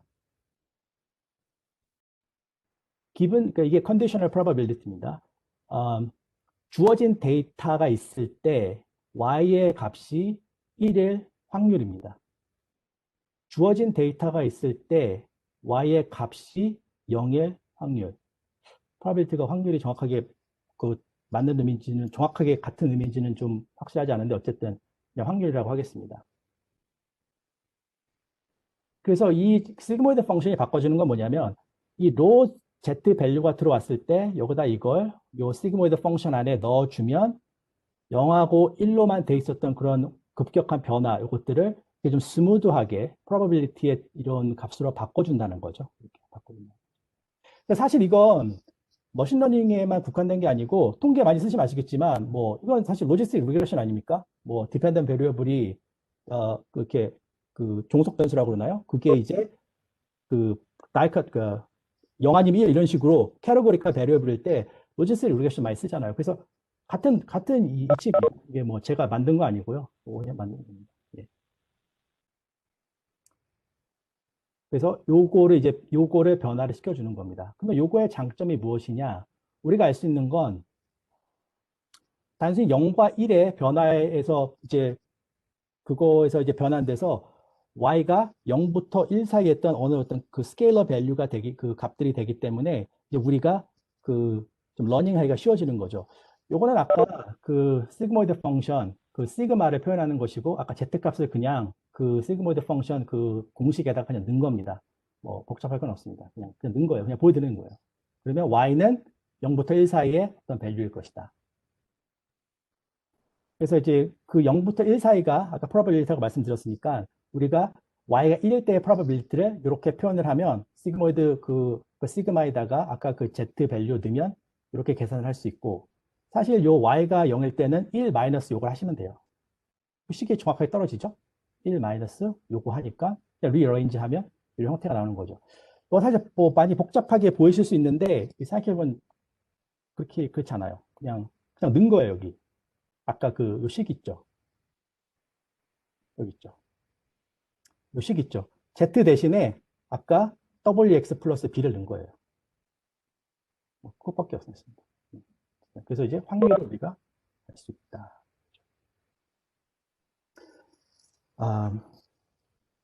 그 다음에 우리가 중요하게 생각하게 이제 이해를 해야 되는 게 이제 로스 펑션인데 로스 펑션이 무엇이냐?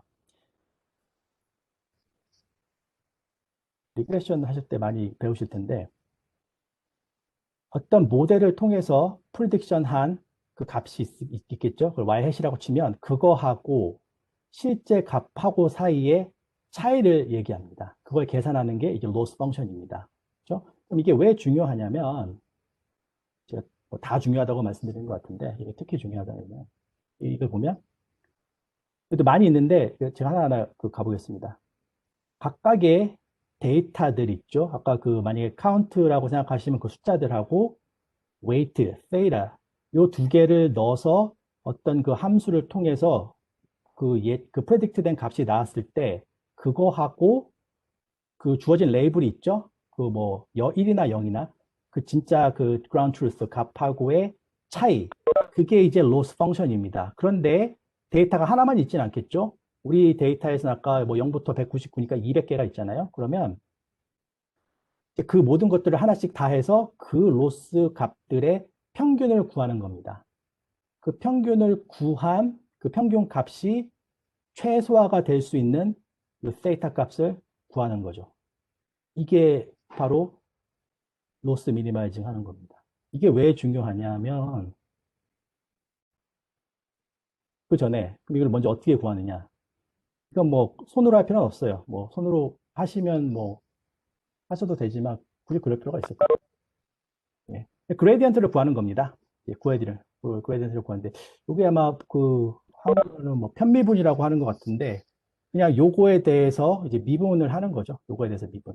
그래서 요거 이제 벡터에 대한 미분이니까 이제 그레디언트라고 해서 요 값을 찾아내는 거. 요거는 뭐 굳이 안 하셔도 되고. 근데 이해는 하고 있으셔야죠. 이게 어떻게 되는지.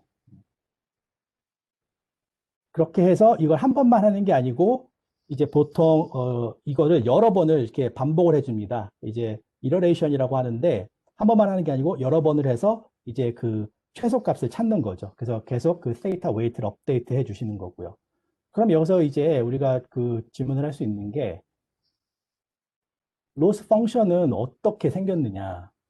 아까 제가 잠깐 말씀드렸듯이 뭐 리그레션 같은 거 생각해 보시면 그 민스퀘어드 에러 있죠? 그거를 생각하시면 돼요. 그거의 또 하나의 예고 뭐 주로 이제 바이너리 클래시피케이션에서 많이 쓰이는 것들은 이런 그 크로스 엔트로피입니다. 이것도 많이 복잡해 보일 수 있는데 사실 그냥 likelihood 펑션, 로그 likelihood 펑션에다가 마이너스만 붙인 거예요. 왜냐하면 뭐 미니마이즈 하고 싶으니까 그렇죠? 아까 시그마 있고 우리 이거 다 봤던 거고 그 다음에 likely 로그 그 다음에 이거 그냥 집어넣은 거죠. 그래서 요게 이제 주로 로지스틱 클래시피케이션, 바이너리 클래시피케이션에서 많이 쓰이는 로스 펑션입니다. 로스 펑션에는 다시 말씀드리지만 다른 여러 가지들이 있어요. 하지만 중요한 개념은 예측된 값하고 실제 값하고의 차이, 이제 그거를 로스 펑션이라고 하고, 우리의 목적은 그 값을 최소한으로 줄이는 거다. 그리고 그 값을 줄이는 세이타 밸류, 웨이트는 도대체 무엇인지, 그거를 우리가 에스티메이션을 하는 거죠.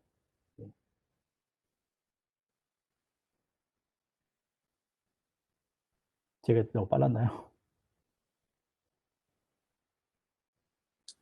그 마지막 줄 좀 한 번 더 설명해 주시겠어요? 로그 예, 들어간 그 예, 로스트 펑션 크로스 엔트로피를 예, 예, 예, 예. 적어놓은 그러니까, 건가요? 예. 맞습니다. 이게 크로스 엔트로피입니다. 이게. 근데 이제 뭐, 크로스 엔트로피라고 하면 좀 말이 어려우니까 좀 뭐, 처음 들어볼 수 있는데, 만약에 그거 안 하시면, 그냥 이게 로그 라이클리후드예요. 근데 우리가 미니마이즈를 해야 되니까 앞에 네가티브만 붙인 겁니다. 이게. 그래서 이러면 어떨까요? 그냥 이런 게 있다. 이거 뭐 굳이 제가 여기서 설명하지 않고 뭐 복잡하게 않고 이 개념만 우리가 정확하게 이해하면 됩니다. 로스 펑션은 예측된 값하고 실제 값하고의 차이만을 우리가 구하는 거다. 그리고 그 차이들을 최소값을 구할 수 있는 데이터를 우리가 찾아내는 거다. 그래서 이제 그 방법에는 여러 가지가 있는데 이제 그 방법을 옵티마이제이션이라고 하죠. 근데 그 방법에는 여러 가지가 있는데 이제 주로 이제 이런 로지스틱 리그레션 같은 이런 데는 이제 그레디언트 데센트를 이제 주로 씁니다. 이게 사실 이거 보여드리느라고 이제 2D로 한 건데 사실 이게 2D가 아니에요. 그렇지만 개념은 아직도 우리가 이해할 수 있습니다. 최소값을 찾는 거죠. 요 최소값. 이게 로스 밸류라고 Y가 로스 밸류고 이 W가 웨이트라고 했을 때 최소값. 이렇게 쭉 이걸 타고 내려오고 스텝 바이 스텝 내려오다가 가장 최소값을 찾아내는 그 W. 요 과정을 이제 그레디언트 데센트라고 우리 얘기합니다. 아, 그냥 그 미분 같은 거 생각하실 때 최소값 구한다고 생각하시면 돼요. 근데 한 가지 말씀드리고 싶은 건 이게 늘 이렇진 않아요. 왜냐하면 우리가 지금 로지스틱 리그레션을 하니까 컴백스하게 나오는 건데 늘 이렇게 컴백스하진 않아요. 그래서 그럴 때는 또 어떤 그 옵티마이제이션 방법들을 이렇게 많이 좀 쓰게 되는 겁니다. 네, 그렇게 이해하시면 되고.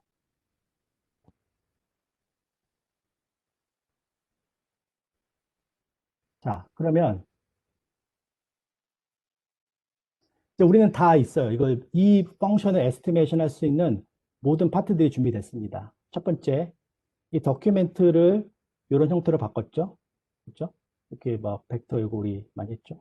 그리고 두 번째는 요 레이블 요거 이런 식으로 우리 바꿨죠. 그리고 또 요거를 에스티메이션 하기 위해서 필요한 이런 뭐 웨이티드 썸도 우리가 갖고 있고 어떻게 액티베이션을 요걸 액트를 할 건지 요것도 갖고 있고 그다음에 로스 펑션도 갖고 있고 그다음에 어떻게 업데이트, 옵티마이제이션 할 건지도 우리가 알고 있습니다. 그러면 요걸 다 합쳐서 요걸 에스티메이션을 하기만 하면 됩니다. 그러면 이걸 어떻게 하느냐? 첫 번째 그 이제 머신러닝 트레이닝을 할 때 전체 데이터가 있으면 그 데이터를 두 개로 나눕니다. 트레이닝 데이터, 테스팅 데이터. 그렇죠? 그래서 트레이닝을 하면서 모델을 디벨롭먼트를 하고 그러고 나서 그 모델이 얼마나 그 잘 트레이닝이 됐는지를 테스팅 셋에서 이제 평가를 하는 거죠. 그래서 스플릿을 할 때 이게 트레이닝 셋, 이때 게 데이터 셋 이렇게 나눕니다. 근데 뭐 보통 요거 할 때 뭐 한 그, 뭐 10%, 20%, 30%뭐 그렇게 많이들 합니다. 근데 뭐 어떤 거 보면 뭐 50대 50으로 하기도 하는데 뭐 정해진 답은 없는데 보통 보면 한 10%에서 30% 정도를 트레이닝 셋으로 하고 거기서 모델을 디벨롭 한 다음에 테스팅 셋에서 평가를 하는 거죠. 이걸 하나 보면 그 텍스트, 그 다음에 우리 만들었던 그 피처 벡터, 아까 그 다큐멘터 매트릭스 만들었죠? 또 레이블, 그 애노테이션 우리 이거 있죠? 이 두 개 가지고 모델 만든 다음에, 그죠? 이거 놓고, 이제 이걸 만들었으면 새로운 테스팅 데이터도 프로세싱 해야 되겠죠? 벡터로 만들고, 그리고 나서 이 모델을 가지고 프로딕션을 해서 이 레이블, expected 레이블을 만드는 겁니다. 예측값을 만드는 거죠. 그리고 나서 요거의 true, 그 실제 값하고 비교를 해서 몇 개나 정확하게 예측을 했는지를 이렇게 액큐리시를 만드는 거죠. 이렇게 해서 평가를 하는 겁니다. 네.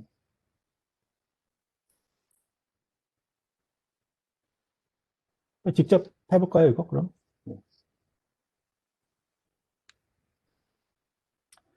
아, 요거는 이제 사실 뭐 요거 그 아까 그 데이터 큰 데이터를 이렇게 손으로 이렇게 뭐 직접 나눌 수도 있지만 요거는 뭐 굳이 복잡할 게 없기 때문에 이런 거는 그냥 사이클론 안에 있는 트레인과 테스팅 셋을 이제 30%로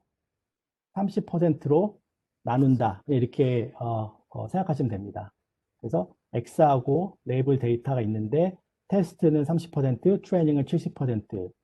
그리고 요게 사실 요거 사이클론 요거 쓸 때 중요한데 요게 랜덤 스테이트가 뭐냐면 이 트레이닝 셋하고 테스팅 셋을 70대 30으로 나눌 때 이게 랜덤하게 나눕니다. 그렇죠? 근데 우리가 만약에 이걸 여러 번 하면 할 때마다 그게 랜덤이 바뀔 수 있으니까 우리가 만약에 어떤 결과를 컨시스턴트 결과를 보고 싶으면 이렇게 어떤 그 랜덤 시드를 정해주면 이것과 함께 스플릿하는 이 과정은 항상 똑같은 트레이닝 셋, 테스팅 셋 이런 결과가 나옵니다. 그래서 이걸 이렇게 요거는 에러가 아니고 그냥 워닝입니다. 그래서 뭐 너 이런 게 좀 아웃데이트 됐으니까 뭐 좀 업데이트 해라 그런 거지 이게 뭐 에러는 아니에요. 그래서 한 번 더 해주면 이제 워닝은 사라집니다.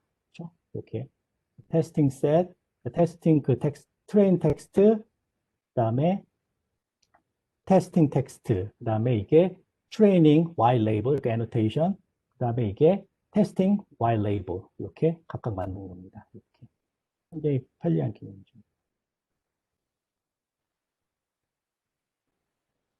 요거 시작하기 전에 체크 한번 하겠습니다. 이렇게 되게 우리 잘 같이 가고 있나요? 좀 아닌 것 같아가지고 좀 쉬었다 갈까요?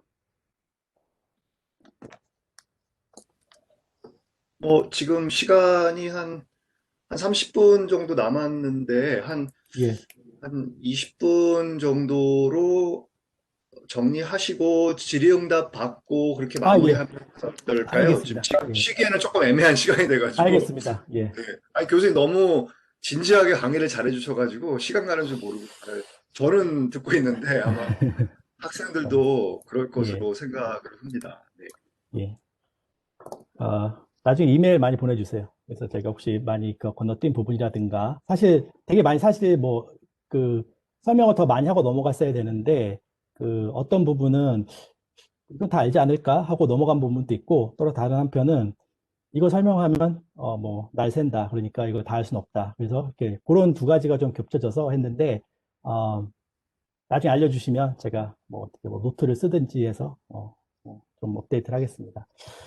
이제 이 부분을 사실 제일 강조하고 싶은 건데 사실 이제 우리가 했던 그 옵티마이제이션, 그 로지스틱 레그레션을 우리가 직접 하는 거예요. 그러니까 어떤 패키지나 라이브러리를 쓰지 않고 우리가 직접 그 라인 바이 라인을 만드는 거예요. 이걸 제가 왜 중요하다고 생각하냐면 그 제가 전에 있었던 그 세 군데 학교들, 미시건 스테이트하고 그리고 피츠버그 그리고 지금 있는 학교하고 이렇게 보면 이 NLP를 그 Natural Language Processing을 가르치는 그 커리큘럼을 보면 그 처음 단계에서는 사실 라이브러리를 안 써요. 쓰지 못하게 해요. 왜냐하면 학생들이 이런 구조들이 어떻게 되고 이런 알고리즘이 어떻게 들어가는지를 직접 이해를 해야 되기 때문에 그냥 이걸 처음에 스크래치부터 블락 바이 블락 이렇게 해서 이렇게 쌓아가게 만들지 이걸 그냥 이렇게 탁 라이브러리 다운로드 받아서 그냥 돌리고 끝나고 이런 게 아닙니다. 왜냐하면 이게 되게 중요하니까. 왜냐하면 알고리즘을 이해하고 머신러닝이 어떻게 되는지를 이해하는데 굉장히 중요한 부분이기 때문에 이렇게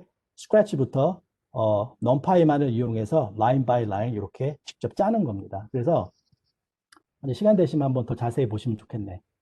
첫 번째는 우리가 해줘야 될 거는 처음에 웨이트, 세이타는 그냥 우리가 랜덤 값을 정하는 우리가 처음부터 어떤 웨이트인지는 알 수가 없잖아요. 아직 러닝이 시작되기 전이니까. 그래서 이거를 그냥 이니셜 값을 랜덤으로 정해줍니다. 그래서 우리 랜덤 시드를 다시 정하는 거죠. 우리가 만약에 이 모델을 또 돌렸을 때 똑같은 이니셜 랜덤 밸류가 나올 수 있게 시드를 정해주고 그 다음에 첫 번째 첫 번째 시작하는 웨이트들을 랜덤으로 전부 정해줍니다. 그 다음에 그러면 이거를 아까 업데이트를 말씀드린 것처럼 업데이트를 몇 번이나 할 것이냐, 이터레이션을 몇 번이나 할 것이냐. 만약에 사이클 런 같은 거 쓰시면 디폴트 값은 100일 거예요. 100 정도 이터레이션을 합니다. 근데 그냥 200을 써봤어요. 뭐 큰 의미는 없습니다. 아니, 의미가 있죠. 이게 왜냐하면 이게 로스 값이 변하니까. 근데 그냥 200을 썼어요. 사실 199를 써도 큰 상관은 없습니다. 어쨌든 그 다음에 이제 알아야 될 게 이제 m이죠, m. 왜냐면 로스 펑션에서 m을 써야 되니까 m이 뭐냐면 얼마나 많은 데이터를 넣어 가지고 있느냐 정해주고, 두 번째 아까 그 z 밸류 우리 했죠. 그 weighted sum. 그래서 그 dot product numpy 써갖고 x 그다음에 theta를 우리가 그 w weight라고 생각해서 z 값을 계산을 합니다. 이제 이게 매트릭스 calculation 하는 거죠. 그 다음에 우리가 생각했던 게 그냥 z 값을 쓰면 0하고 1에서 이게 플럭추에이션이 심하니까 이걸 시그모이드 펑션, 이게 액티베이션 펑션을 통해서 이거를 probability의 형태로 바꿔주자.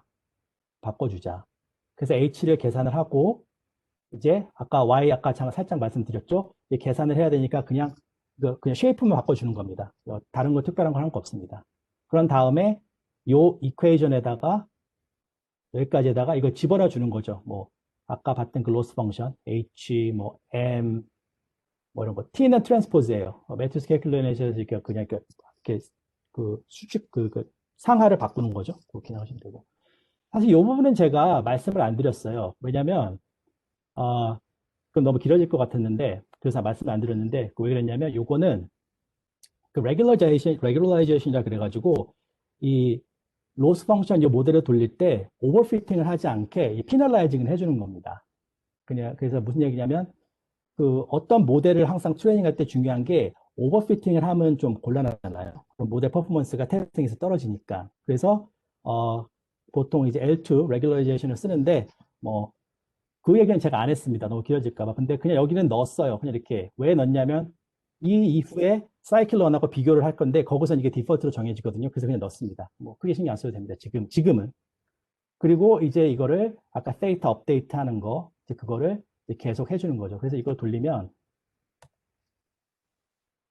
이렇게 금방 나오죠. 그러면 마지막 최종으로 나온 로스는 0.105 정도가 되고 우리가 최종으로 업데이트된 데이터들은 이렇게 쭉 결과들이 나온 거죠. 그러면 이 모든 걸 가지고 이제 우리는 프리딕션을 할 수 있습니다. 테스팅. 아까 테스팅 데이터하고 업데이트돼서 우리가 트레인에서 만들었던 데이터하고 이제 그 닷 프로덕트 계산을 해서 시그모이드 펑션에 넣으면 우리는 0하고 1의 그런 결과가 아니고 probability의 결과가 나오겠죠. 그렇죠? 이렇게. 뭐 1번은 우리 모델이 생각할 때 99% 그 1번에 속할 그 확률이 99%다. 뭐 88%다. 뭐 이런 식으로 이제 probability 값을 주는 거죠. 나이스하지 않나요, 이거? 되게? 이거. 그 로지스틱 리그레션이 좋은 게 뭐냐면 이거를 만약에 나이브 베이스나 아니면 SVM 같은 거, 서포트 벡터 머신 같은 거 쓰면 이게 이 probability를 캘리브레이션을 해야 돼요. 이거 그냥 이렇게 컨피던스로 해석을 할 수가 없어요. 근데 로지스틱 리그레션은 그런 거 없이도 그냥 우리가 컨피던스로 해석을 해도 된다. 이제 그 말씀을 드린 겁니다. 그러면 이제 우리가 probability를 어떤 그 클래스 1과 0으로 또 변화를 시켜줘야 되잖아요. 그러면 우리가 이제 threshold를 정해야 줍니다. 이 probability가 얼마가 넘어가면 1이라고 정해주고 얼마 미치면 그냥 우린 0이라고 생각한다. 이제 그거를 해야 되는데 이제 그걸 하는 게 바로 이제 이 라인입니다. 각각의 probability 중에서 그 값이 0.5가 넘으면 1을 붙이고 1이라고 그 레이블을 붙이고 그게 아니면 0을 붙여라. 이렇게 하는 거죠. 그래서 이건 그냥 rearrange를 하는 거고 우리가 이렇게 프리딕션 값이 나오죠. 요거를 사실 아까 거하고 같이 붙여서 해보면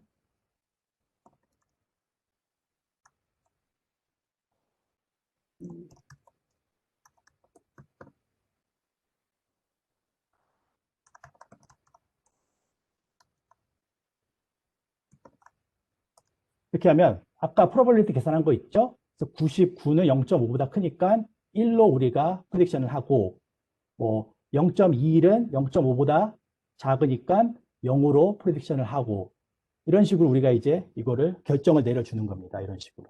예.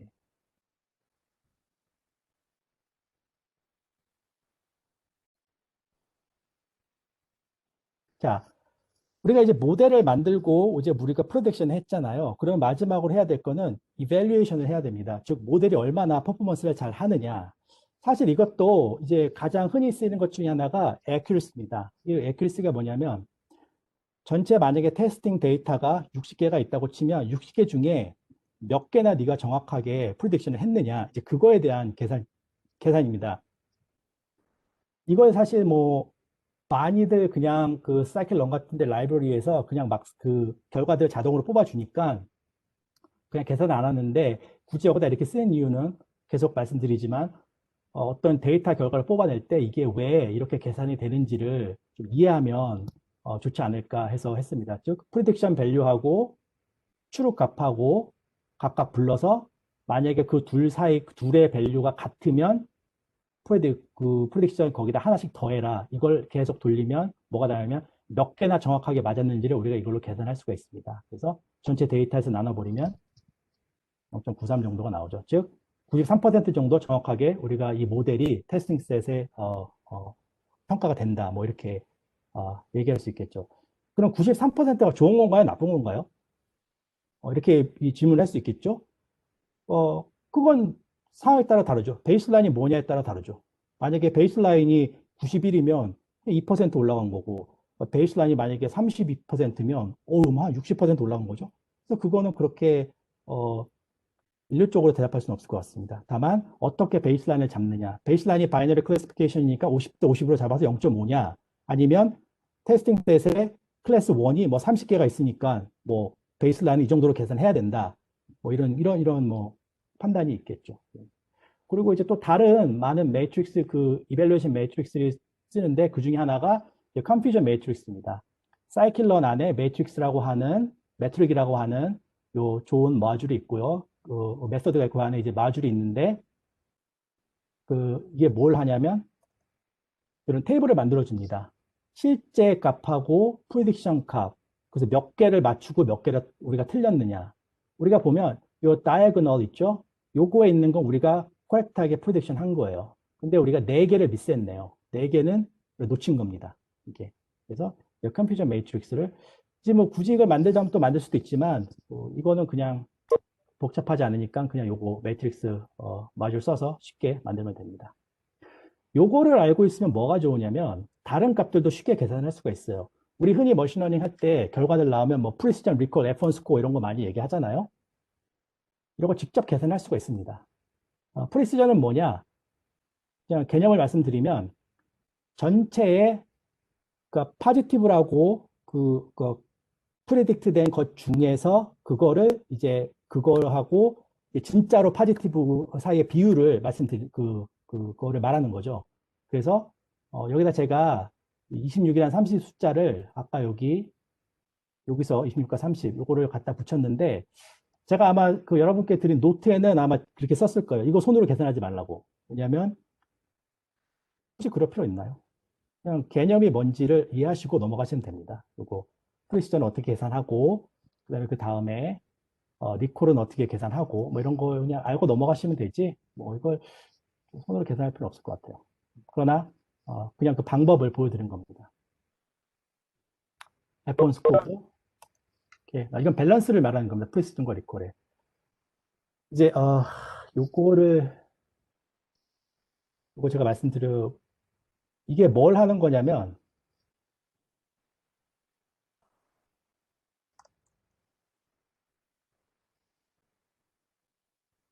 우리가 아까 웨이트들을 그 데이터 밸류들을 에스티메이션 했잖아요. 그럼 그거에 따라서 어떠한 단어들이 더 중요하고 덜 중요하게 그 모델에 있어 작용을 하는지를 우리가 알 수가 있습니다. 계산을 하면. 왜냐하면 우리가 웨이트들을 다 일일이 계산을 했기 때문이죠. 그래서 요거는 아마 노트에 없을 거예요. 왜냐하면 뭐 시간이 너무 길어질 것 같아서 그렇습니다만 그냥 제가 보여드리고 넘어가겠습니다. 그것도 할 수 있다. 뭐 그 정도만 얘기하고 넘어가겠습니다. 좀 커서 좀 오래 걸리긴 하는데 좀 나올 겁니다. 예. 보면 in이란 단어가 제일 중요하네요. 왜 중요할까요? 모르죠. on이 왜 중요해? 이거 모르죠. 여기서 바로 우리가 제가 이제 마지막에 좀 나중에 분석 끝나고 말씀드리고 싶은 게 바로 여기서 나오는 겁니다. 우리가 이게 왜 이렇게 나오는지를 모르고 그냥 결과만 놓고 아 이게 중요하다니까 그냥 중요한가 보다 이렇게 넘어가면 그건 아무 의미가 없는 거예요. 그렇게 하면 분석을 제대로 하는 게 아니죠. 사실 우리가 아까 그 자연어를 처리하는 과정에서 이런 단어들을 없애지 않았어요. 이런 단어들을 흔히 해서 스탑 워드라고 하는데 이런 단어들을 없애지 않았어요. 그렇죠? 그러다 보니까 이런 단어가 많이 나오다 보니까 중요한 것처럼 보여지는 것이죠. 그래서 이제 결과를 보고 아, 이건 좀 잘못됐다. 그러니까 다시 처음으로 돌아가서 계속 반복을 하는 거죠. 모델의 퍼포먼스를 높이기 위해서. 그 정도로만 이해하고 넘어가면 괜찮겠습니다. 그래서 우리는 바로 우리가 처음에 시작했던 요 메커니즘, 요 F값, 요 펑션을 뭐 완벽하진 않지만 주어진 그 샘플 데이터를 통해서 이제 에스티메이션을 하고 모델을 만든 거죠. 제가 이렇게 길게 말씀을 드렸는데 뭐 아시는 분은 아시겠지만 분명히 불평이 있을 겁니다. 이거 왜 이렇게 복잡하게 하지? 저거 쉽게 할 수 있는데 이제 이런 생각을 하실 거예요.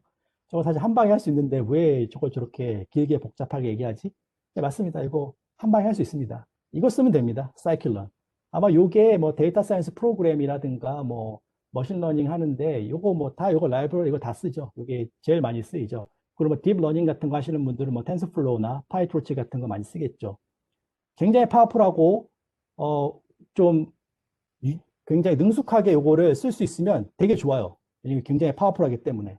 뭐 아까도 잠깐 말씀드렸지만은 그 NLP 클래스나 머신러닝 클래스에서 인트로에서는 이걸 쓰지 않지만 나중에 이제 그런 기본적인 개념들을 다 다루고 난 후에는 아 이제 이론을 다 이해했으니까 다음 단계 넘어갈 때는 이제 이런 걸 이제 많이 이제 쓰게 되는 거죠. 그래서 우리가 했던 걸 그대로 반복하면 사실 아까 한 세 줄이면 됩니다. 이거 데이터 읽는 거니까 그냥 다시 한번 해볼게요. 또 하실 필요는 없는데 아까 했던 겁니다. 데이터 읽고 텍스트가 레이블로 바꾸고 그리고 아까 데이터 그거 트레인과 테스트 스플릿하고 아까 전에 제가 로지스틱 리그레션 그거 옵티마이제이션 말씀드리면서 굉장히 긴 라인들을 보여드렸잖아요.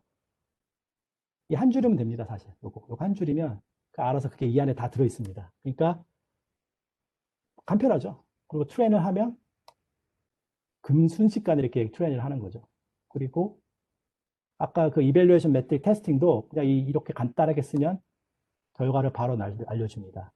아까 봤을 때 0.93이 적어도 제 컴퓨터에서 0.93이 나왔어요. 아마 여러분들이 돌리실 땐 이 값이 약간 다르게 나올 수 있어요. 그게 왜 그러냐면 요게 아마 다를 거예요.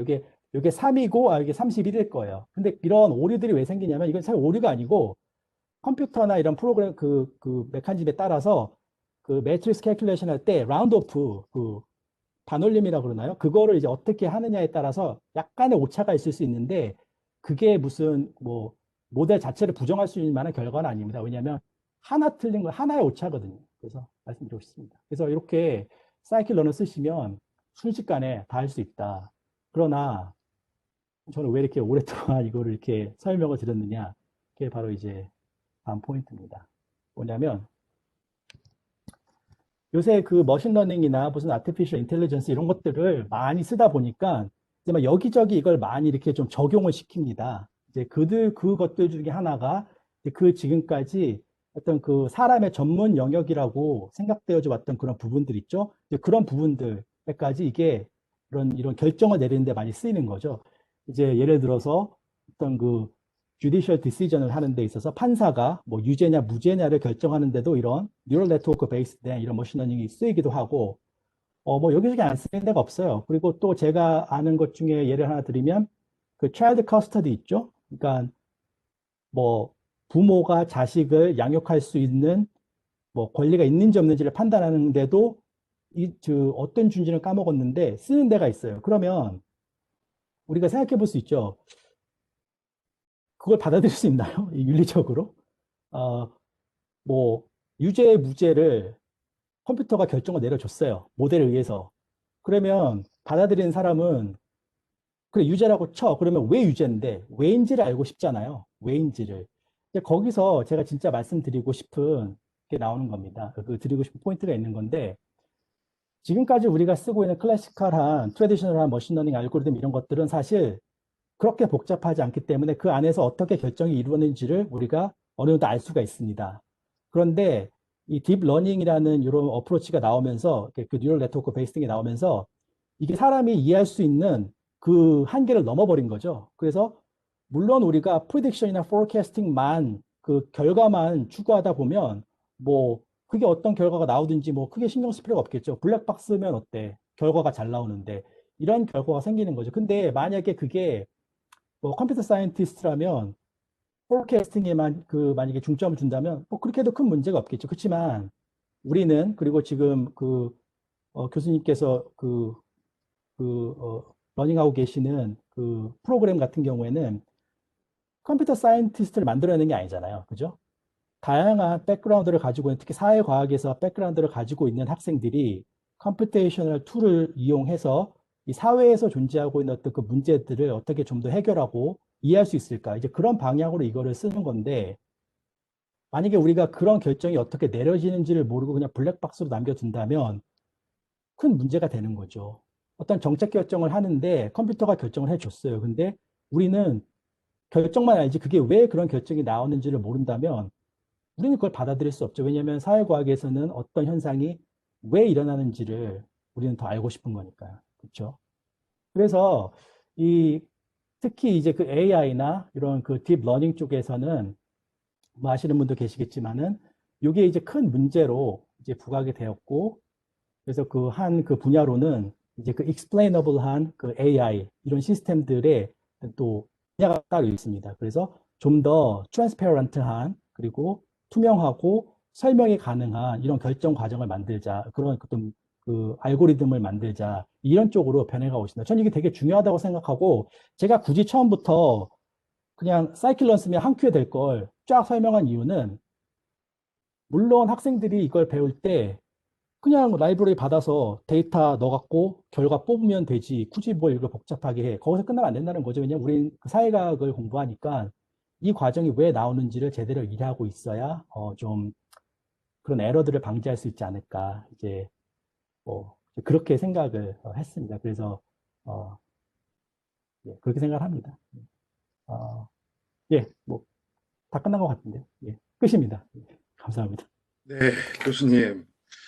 아, 아, 죄송합니다. 제가 아니, 그게 아니고, 그, 제가 예, 오늘 이 자리는 사실은 이 전문가들도 있고, 그리고 예, 이제 예, 초보자도 있고, 예, 다양한 이제 레벨의 분들이 와 계신데, 예, 뭐 저도 뭐 배우는 처지니까 뭐또 전문가라고 말씀드리기는 좀 민망하고, 예, 예, 예, 다만 공대 교수님들이 하는 인공지능 특강이라던가 예, 뭐 CNN, RNL, 뭐 예. MSTM, LSTM 뭐 등등 강의를 다 듣고 공부하고 있는 처지인데 예, 그 모든 공대 교수님들 강의에 비교해 볼 때 네. 교수님이 가장 탁월하신 것 같아요. 아닙니다.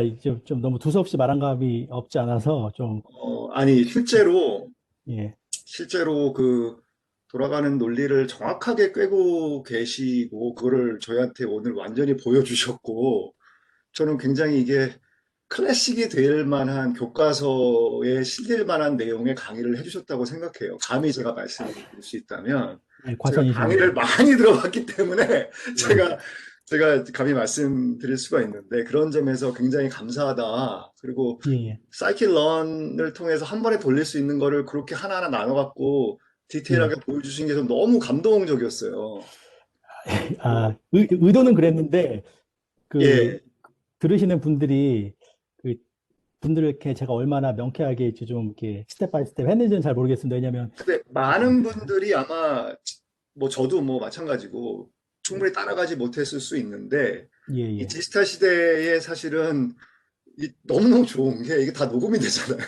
아, 그래요? 그리고 녹음이 되고 또 저희 커뮤니티 내에서는 또 쉐어할 수 있고 그렇게 아, 저희가 그래요? 요청을 예, 드렸었고 또 지금 코드라던가 강의안이 전부 다 있기 때문에 그걸 가지고 내가 지금은 이거를 충분히 이해할 수는 없지만 예, 예. 내가 수업을 한 과목을 듣고 두 과목을 듣고 아, 또 그 맞습니다. 뒤에 한번 또 들어보면 훨씬 더 감동을 받을 수 있는 내용이라고 저는 생각을 해요. 그래서 그, 알겠습니다. 듣는 분들께 제가 말씀드리고 싶은 것은 내가 이걸 이해 못한다고 너무 스트레스 받지 마시고요. 그리고 아마 많이 이해하셨을 거예요. 그런 좀 부족한 부분들 앞으로 충분히 보충할 수 있다. 그래서 제가 감히 말씀드리건데 굉장히 친절하고 여러분들이 이건 뭐 CNN이라던가 기본적인 그 심층신경망에서 다루는 예, 예. 그런 알고리즘을 이해하는 그런 기본적인 얘기를 다 해주신 거예요, 지금. 그래서 예.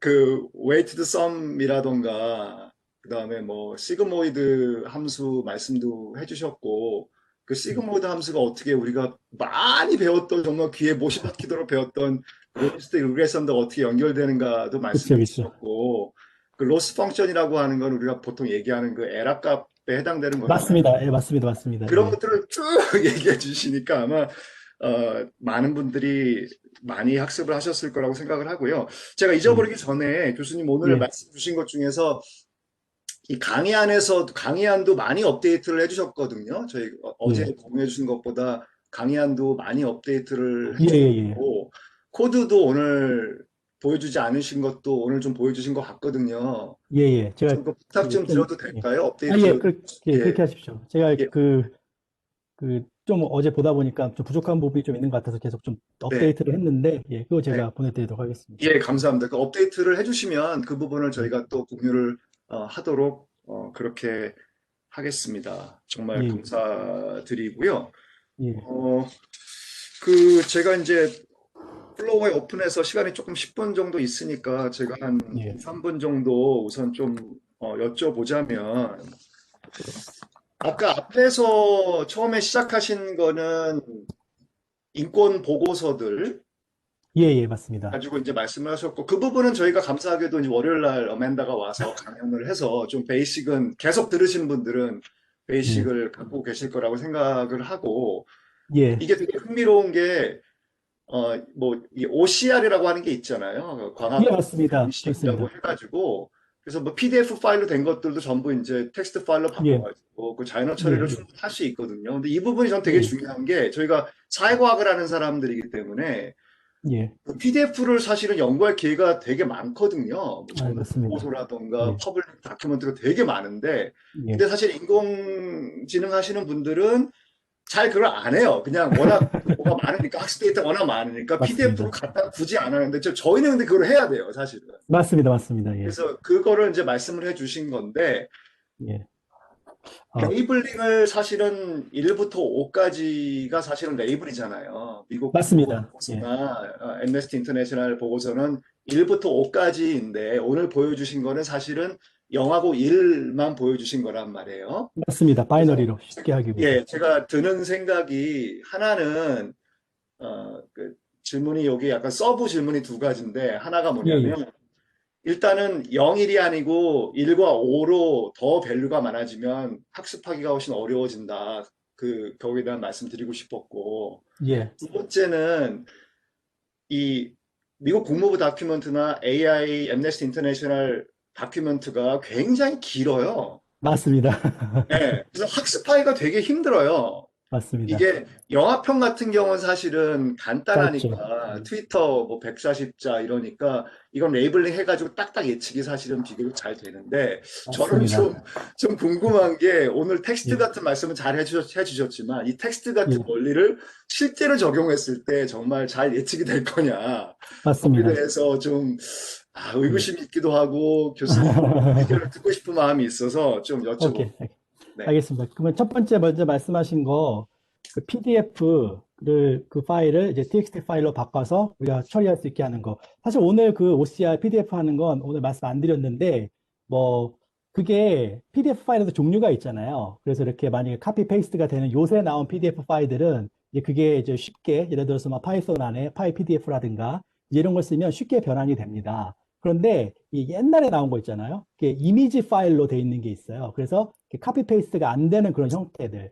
제가 듣기로 그런 것까지 이제 변환이 되는 이제 이게 있다고는 들었는데 이제 그거와 관련돼서 좀 말씀드리고 싶은 거는 요새 그 이미지 세그멘테이션이 굉장히 또 이제 그 딥러닝에서 많이 되고 있거든요. 이제 거기서 얘를 뭐 손으로 쓴 숫자들, 엠니스트 데이터 같은 것들을 이제 그, 그, 액션을 하는 이런 것들도 있거든요. 그래서 아마 나있을지도 모르겠어요. 그 이미지로 되어 있는 PDF를 이렇게 TXT 파일, 그 플레인 TXT 파일로 바꾸는 게 아마 그러니까 저도 그거를 직접 제가 하진 않아요. 왜냐면 이렇게 에러가 되게 많이 나요. 그래가지고 사실 그거는 이제 리서치 어시스트 많이 했던 일이라서 근데 그거는 이제 예 맞습니다. 그게 쉽지가 않죠.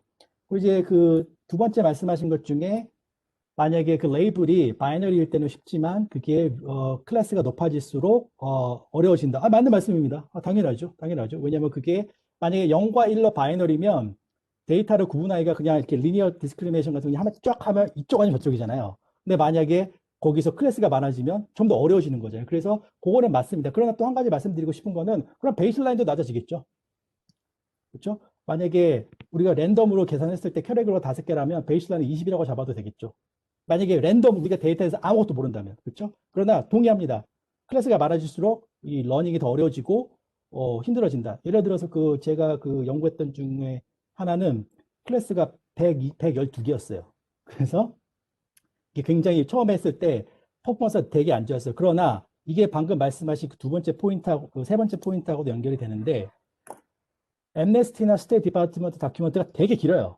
그러면 오늘 사실 그걸 말씀 안 드렸는데 요거는 사실 제가 작년에 아마 말씀드린 것 같아. 그 워크숍에서 그 고대에서 했던 거 있죠. 뭐냐면 백업 워드만을 통해서 그냥 하나를 그 각각의 단어들을 전부 다 피처로 넣어서 써버리면 쓸데없는 것들도 많이 나오겠죠. 하지만 그런 피처 엔지니어링을 통해서 의미 있는 것들만 이렇게 찾아내 가지고 그 디멘셔널 리덕션 해버리면 훨씬 그 좋은 결과들이 뭐 훨씬까지는 모르겠지만 그 의미 있는 그 임프루먼 개선이 저는 되는 걸 봤거든요. 그래서 이제 그런 부분들 저희가 좀 한번 또 노력을 해보면 되지 않을까. 그리고 또 한 가지 좀 말씀드리고 싶은 거는 그 PTS 같은 경우에는 그 모든 그게 섹션이 7까지 있거든요. 근데 모든 섹션을 다 하는 게 아니에요.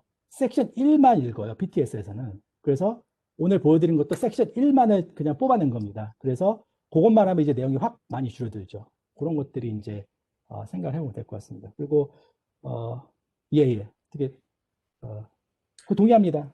예, 그 오늘 문서가 뭐 길어질수록 예, 말씀해 주신 것은 가장 좀 교수님이 기본. 쓰신 것 그렇죠. 중에서 낮은 수준의 그 기법을 말씀해 주신 거니까 마지막에 말씀해 주신 어떤 그 단어를 둘러싸는 의미까지 맞습니다. 고려하는 그런 예. 기법들, 뭐 가장 쉬운 거는 뭐 월트백 같은 게 될 맞습니다. 것이고 워드 임베딩. 예. 워드 임베딩. 윈도우를 뭐 몇 개를 주면은 그 단어를 둘러싼 앞에 5개의 맞습니다. 단어, 뒤에 예. 5개의 단어를 고려할 수 있으니까 그런 것도 쓸 수 있고 그렇죠. 뭐 그렇죠. 롱텀, 쇼텀 메모리와 같은 맞습니다. 더 그 윈도우를 길게 가져가는 것들도 뭐 쓸 수 예. 있으니까 그런 걸 시퀀스 쓰게 많고. 되면 예. 클래스가 많다 손 치더라도 오히려 더 학습하기 좋은 환경이 될 수도 있다.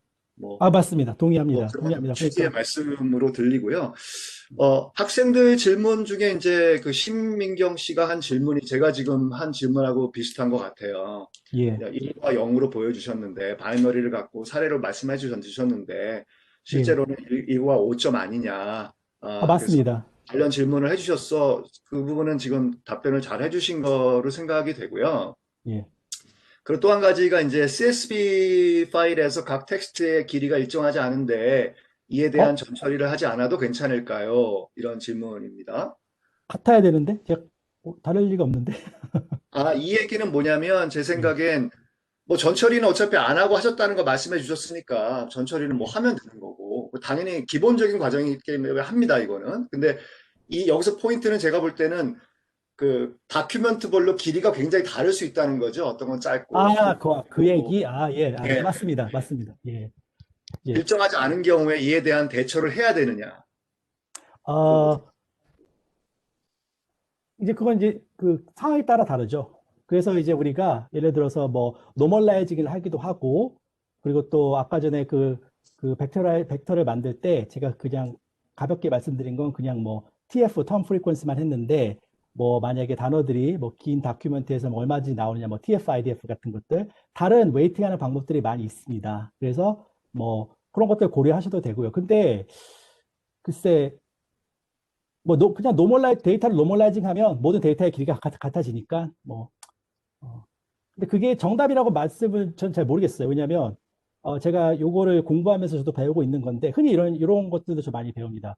어떤 모델이 다른 모델보다 늘 퍼포밍이 잘한다. 아니면 어떤 프로세스를 했더니 이건 항상 잘 나온다. 그 예가 예를 들면 뭐 스태밍이나 뭐 레메타이징 같은 거 거의 뭐 스탠다드 프로시저로 해갖고 레메타이징 하든가 스태밍 해갖고 하라고 하는데 어떨 땐 그게 잘 나오고 어떨 때 잘 안 나와요. 그래서 그게 뭐 꼭 해야 된다.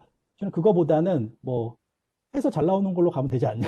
뭐 이런 식으로 생각하고 있습니다. 예. 그 홍태경 씨 질문이 사실은 좋은 게 예. 저희도 분석하다가 사실 그렇게 디테일한 것까지 신경 잘 못 쓰거든요. 예, 어떤 예, 예. 다큐멘트는 길고 어떤 건 짧고 맞습니다. 예. 어차피 예. 다 표준화 해주고 노멀라이즈 해주니까 예, 0부터 예. 9까지 표현이 되기 때문에 거기에 예. 대해서 큰 신경은 안 쓰는데 예. 근데 이렇게 질문해 주시는 건 좋은 것 같아요. 저희가 그 굉장히 돌아가는 중요한 거를 포인트입니다. 예, 중요한 중요한 포인트입니다. 예. 돌아가는 디테일에 대해서 알고 있고 인지하고 있다라고 하는 거니까 특히 예. 배우는 학생 입장에서는 굉장히 좋은 맞습니다. 질문이다 이런 말씀 드리고 맞습니다. 싶고요. 예. 자, 시간이 한 3, 4분 남았는데 자, 이 질문이 저는 요게 되게 흥미롭고 저희가 한번 생각해 볼 만한 질문이라고 생각해요. 질문이기도 예. 하고 뭐 성찰 같은 건데 예. 사회과학 측면에서 왜 디테일하게 살펴봐야 하는가? 예. 보통 명쾌하지 않은데 명쾌하게 설명을 해 주셨다. 아, 인간이 아닌 감사합니다. 인공지능이 내리는 결정에 대한 타당성과 받아들여야 하는 점은 인간이 결국 해야 하는 거 아니냐, 인상 깊었다, 이런 맞습니다. 말씀인데, 예. 근데 이게 되게 흥미로운 말씀인데, 저는 또 어떤 생각이 들었냐면, 아까 블랙박스 말씀하셨잖아요. 예, 그래서 이제 예, 예. 설명 가능한 AI에 대한 그런 논의들은 최근 많이 일어나고 있고, 근데 맞습니다. 그게 문제가 뭐냐면, 설명 예. 가능한 정도로 만들고 예. 이해할 수 있으려 그러면 그 블랙박스의 원리를 좀 알아야 돼요. 근데 이 공대 그 공학자들이나 컴퓨터 사이언티스트들도 사실은 너무 이제 이게 빨리 발전하고 복잡하다 보니까 블랙박스에 뭐가 들어가 있는지 모르는 거예요. 이분들은 무조건 그게, 성능 나오는 게 중요하기 때문에. 근데 교수님 예. 말씀하신 대로 그게 저희는 성능만 따지는 사람이 아니기 때문에 그 더 맞습니다. 어떻게 보면은 블랙박스 안에 뭐가 있는지를 알아야 되는 입장인데 더 알아야 하긴 맞습니다. 하지만 사실은 반대로 이해력은 훨씬 더 떨어지는 상황이기 때문에 이건 딜레마라고 하는 거죠. 교수님 어떻게 맞습니다. 생각하세요? 네, 맞습니다. 이게 제가 이제 영국의 런던에서 그 에섹스에서 그 잠깐 프로젝트를 했을 때 논의했던 그 주제가 뭐였냐면 예를 들어서 우리가 어떤 그 경제 위기가 온다라고 예측을 모델을 할 수 있으면 음, 뭐 예측 오니까 뭐 대비하면 되겠지 하지만 거기서 끝나지 않는다는 거죠. 왜 경제 위기가 왔는지에 대해 설명을 할 수 있어야죠. 왜냐하면 설명을 할 수 있어야 어떤 게 문제점인지를 파악을 하고 그 경제 위기를 대처를 할 수 있으니까 말이죠. 근데 이게 점점 더 복잡한 딥러닝 베이스드 된 모델들이 나오면서 좀 말씀하신 대로 인간이 이해할 수 있는 한계를 넘어가기 때문에 딜레마인 것 같습니다. 그래서 이제 뭐 한 가지 그게 좀 지엽적일 수 있는데 rational augmented 클래시피케이션 같은 게 있어요. 뭐냐면 이제 그 우리가 이 어떤 그 클래스를 뭐 그냥 1, 0 이런 식으로만 하는 게 아니고 만약에 다큐멘트면 다큐멘트 안에 각각 센텐스별로 애노테이션을 세부하게 주는 거죠. 그렇게 돼가지고 이제 뭐 만약에 어떤 결과가 나왔을 때 왜 이게 이런 결과가 나왔는지에 대한 레셔널을 우리가 어떻게 뭐 어텐션 베이스드로 해가지고 찾아낼 수 있는 거죠. 근데 뭐 이건 좀 지엽적인 거고 교수님께서 말씀하신 그 딜레마 동의합니다. 동의합니다. 뭐, 뭐 얘가 될 수 있는지 모르겠지만 그 알파고 있지 않나요? 우리가 알파고가 주는 수를 사람이 이해할 수 없죠. 예, 근데 잘 주잖아요. 근데 그걸로 끝나느냐? 그럼 안 되죠. 그게 왜인지를 알아야죠. 만약에 배우고 싶으면. 이렇게. 근데 이루다가 이런저런 막 얘기를 하니까 거기에 대해서 사람들이 삐걱해가지고 이건 아니다. 또 이번 예, 그런 일이 있었죠. 자, 예. 마치기 전에 육성으로 질문해 주신 분이 한 분도 안 계셔가지고 참가자분들 중에서 우리 교수님들도 육성이요? 계시고 학생분들도 계시는데, 질문 예, 있으시면 한두 가지 해주시고 마무리하면 어떨까 싶습니다. 예,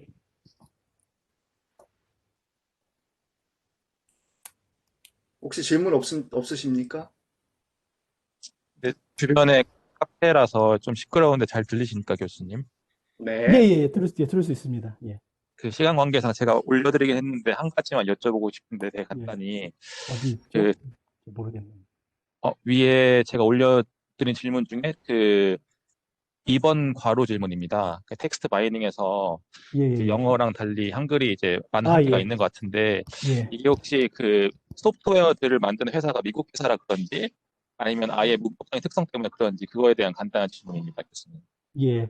사실 굉장히 좋은 질문인데, 이게 사실 저 개인적으로는 좀 부끄럽습니다. 왜냐하면 제가 그, 그 한글 텍스트를 프로세싱 해본 적이 없어서, 저, 그, 잘 몰라요. 그게 물론 분명히 한국에서도 NLP를 정말 전문적으로 하시고 훨씬 잘하시는 분들이 많이 있습니다. 근데 제가 하는 그 공부하는 분야에 있어서 대부분 다 영어로 써 있거나 아니면 뭐 영어하고 비슷한 언어들 있죠. 뭐 스페인어라든가.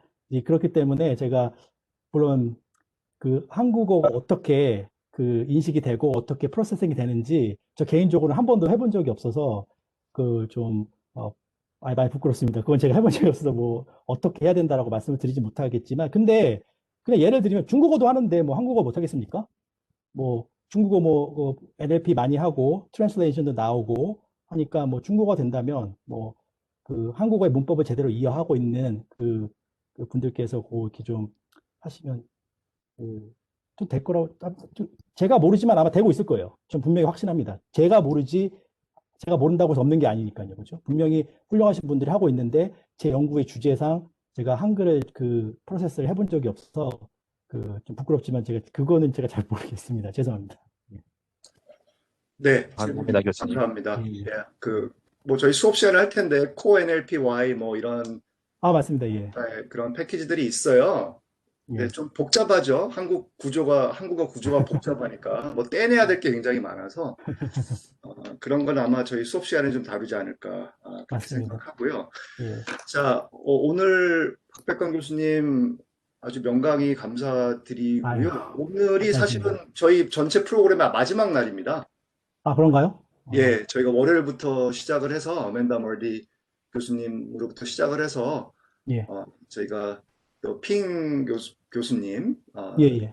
그 조지아에 계시는 또 비전 하시는 분이었는데 예, 비전 예, 예. 관련된 사회과학적 연구 들었었고 또 엄기영 교수님 수요일 날 오셔서 또 이 파이썬으로 무엇을 할 수 있나 뭐 이런 주제로 강연해 주셨고 예. 어제는 박세영 교수님께서 또 트위터 API를 가져와서 네트워크 분석하는 법에 대해서 아주 상세히 잘 예. 말씀을 주셨고 오늘 예, 예. 마지막 날은 좀 이 수학적인 부분도 커버해 주시면서 이 기본적인 그 머신러닝의 기본 원리 적용 그러면서 또 현실 그 NGO 문제라던가 이 또 사회과학적 이슈 어떻게 적용될 수 있을 것인가 이런 문제까지 말씀해 주시면서 뭔가 한 사이클이 잘 마무리가 된다는 그런 생각이 들고 특히나 마지막에 박백관 교수님께서 클리어하게 마무리를 해주시니까 더 모든 분들이 뿌듯하게 느끼지 않을까 저 개인도 그렇지만 그런 생각이 듭니다. 그동안 일주일 동안 참여해주신 모든 분께 진심으로 감사의 말씀을 드리고요. 저희 소셜 이노베이션 융합전공이 앞으로 여름방학, 겨울방학에 지속적으로 비교과 프로그램을 운영을 하려고 합니다. 저희가 추구하는 것이 AI, 머신러닝과 그 사회 문제 해결, 특히 다중격차 해결하는 문제이기 때문에 지속적으로 비슷한 유형의 교육을 프로그램을 제공할 예정입니다. 지속적으로 많이 참여해 주시기 부탁드리겠습니다. 오늘 멀리서 늦은 시간에 참여해주신 박백관 교수님 다시 한번 진심으로 감사 말씀드립니다. 다 박수 부탁드리겠습니다. 아, 감사합니다. 감사합니다. 네, 감사합니다. 이렇게 마치겠습니다. 예. 감사합니다. 네, 예, 이런 좋은 기회를 주셔서 감사드립니다. 예. 감사합니다. 알겠습니다. 네.